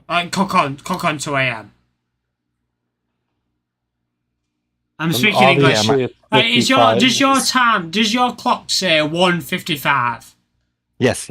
Okay, yeah, there you go. So you're an hour in front of us. Where my clock says 00:50. So I'm at 5 minutes to 1, but you're at 5 minutes to 3. Yes. Oh no, you're 2 hours ahead of us then. You're at 5 minutes to 3, aren't you? Yes, I think so. The issue right now for me is you're speaking, I don't know if it is Scottish, but very native English, and so it looks like you're not speaking. So do when you look at your clock, so you're looking at your clock. Trying to speak clearly. So your clock right now. It's saying in 4 minutes it's 2 a.m. Can't understand. In 4 minutes it's 2 a.m. Yes. It's 1 hour later than your time. Yes, you're right. Yeah, 1 hour. So if we start streaming at 10 o'clock, so it'll be 11 o'clock your time. And next Friday, it's possible that I cannot be there because on the Saturday after I have to wake up early. That's fine. But I will try to check how I feel at this day, because if I can't sleep anyway, I can join anyways. I have subbed you anyways, so I will note on Friday to check. That's fine. And if I see you live, I have the time, I gonna chat and come here. Yeah, don't worry. Like I say, if you don't have time to play and you want to watch, even if you can't watch, don't worry about it. I'm just saying, like I say, next Friday I'll talk to James and like say me, James, and Joe if you're free next Friday. If all I'm saying is if you're free, Dota or League, then it'll be Dota. Don't worry, it'll be Dota. Dota. Yeah, cool. Yeah, so if you want to play with us, that's absolutely fine. If like, because my medal is kind of high compared to your skill level, I could even like join coaching. Oh yeah, definitely. Be in the group, for example. Well, even in that regard, I can even if you're not even coaching fully, I can stream my screen and you can watch it in the chat, you know, and like coach me, stuff like that. So even if you can't be there for all of it, if you want to watch and coach, then that's absolutely fine. So I'll have a word with James so we can play Dota. We'll get a couple more people in next Friday for Dota. If you want to watch us and give me, because I need all the help I can get. Because we've had the lessons off Joe, but like I say, I've had a couple of gaps between playing Dota properly. But next Friday we can play Dota. Like I say, if you want, if you want to play next Friday, we'll get Joe in. We'll get Sherlock in. If you don't want to play, if you've got half an hour to watch and go off to bed, then I'll put live on the Discord chat for you to watch me, and I'll take all the advice I can get. So I'm good with that. Whatever, you don't have to be obviously do what you want, and But yeah, sounds good. Also call me Pete. Pete, sorry, yeah, Pete. Not Piet, Pete. Sorry, It's written German. I realized for English people, it's a struggle. Look, so I'm reading it as if you're French, because I'm reading Piet as if you're French and Pierre. You know what I mean? Well, but you're Pete. Pete. It just seems like such a French name. I don't know. That's what I mean. That's why I kept saying I've never Piet. seen a name like that in German. Yeah, that's what I mean. That's why. Not even a typical German name. It's actually like. I think I know better than you. Yet. Oh damn! All right, no, fucking Jesus. No, I know what you mean. In German, it's Pete, but we're saying basically, Joe's saying it a fucking cuntish, harsh way.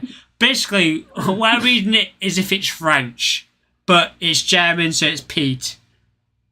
It's Pete. I know it's Pete. Ignore him. He just doesn't know it's French. It's okay. But French would be Pierre. Pete, like that's it. There you go. Yeah, Pierre. Peter, right? And Peter in French is Pierre. So, and what I have written but if they knew how to say all the letters Pete. In a word. Wait. So is your name Peter? No. It's Pete. It's like I gave it myself as an artist name. Actually, the full name is Pete Paco. Yeah. And the Pete is. Are you gonna tell me Paco is German too?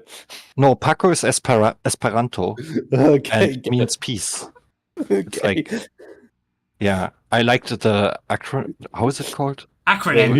If you're gonna try and tell me Paco is German, I was out. No. Even Pete is not really German because actually. Peter in German is Peter, which exists, but I don't see often people in German called Pete like this. But I just like, I just like the name. That's so fair enough. Yeah. It's how you spell it as well. Because I'm German, I spelled it like I would write it in German to have it sound like in English. Yeah. So, yeah. Yeah, because like I said, we read it as French, because, Pete to us is either P-E-T-E or P, like you wrote P-E-E-T. But no, I'll call you Pete. Don't worry, I've got it. You're Pete. Nice. He's gonna forget next week. I will probably forget, but he will remind me, and I will say, sorry, it is Pete. He is Pete. No, I won't correct you. I'll agree that it's Piet. No, it's Pete. He is Pete. He's Piet. I even got called a couple of weeks ago. I got called Petey Pie, which was also not bad. Sorry, that was a bit of a harsh. I'm sorry about that. God. Right. Right. Yeah, good. Thank you both for joining me. I've enjoyed it. I hope you two have. Same. We'll see you, like I say, we'll see you next Friday, hopefully both of you. And like I say, I've enjoyed it. I hope you two have. And I hope everyone watching has enjoyed it. So hopefully, like, subscribe, and we'll hopefully see you next Friday. So see you next week. Hope you enjoy.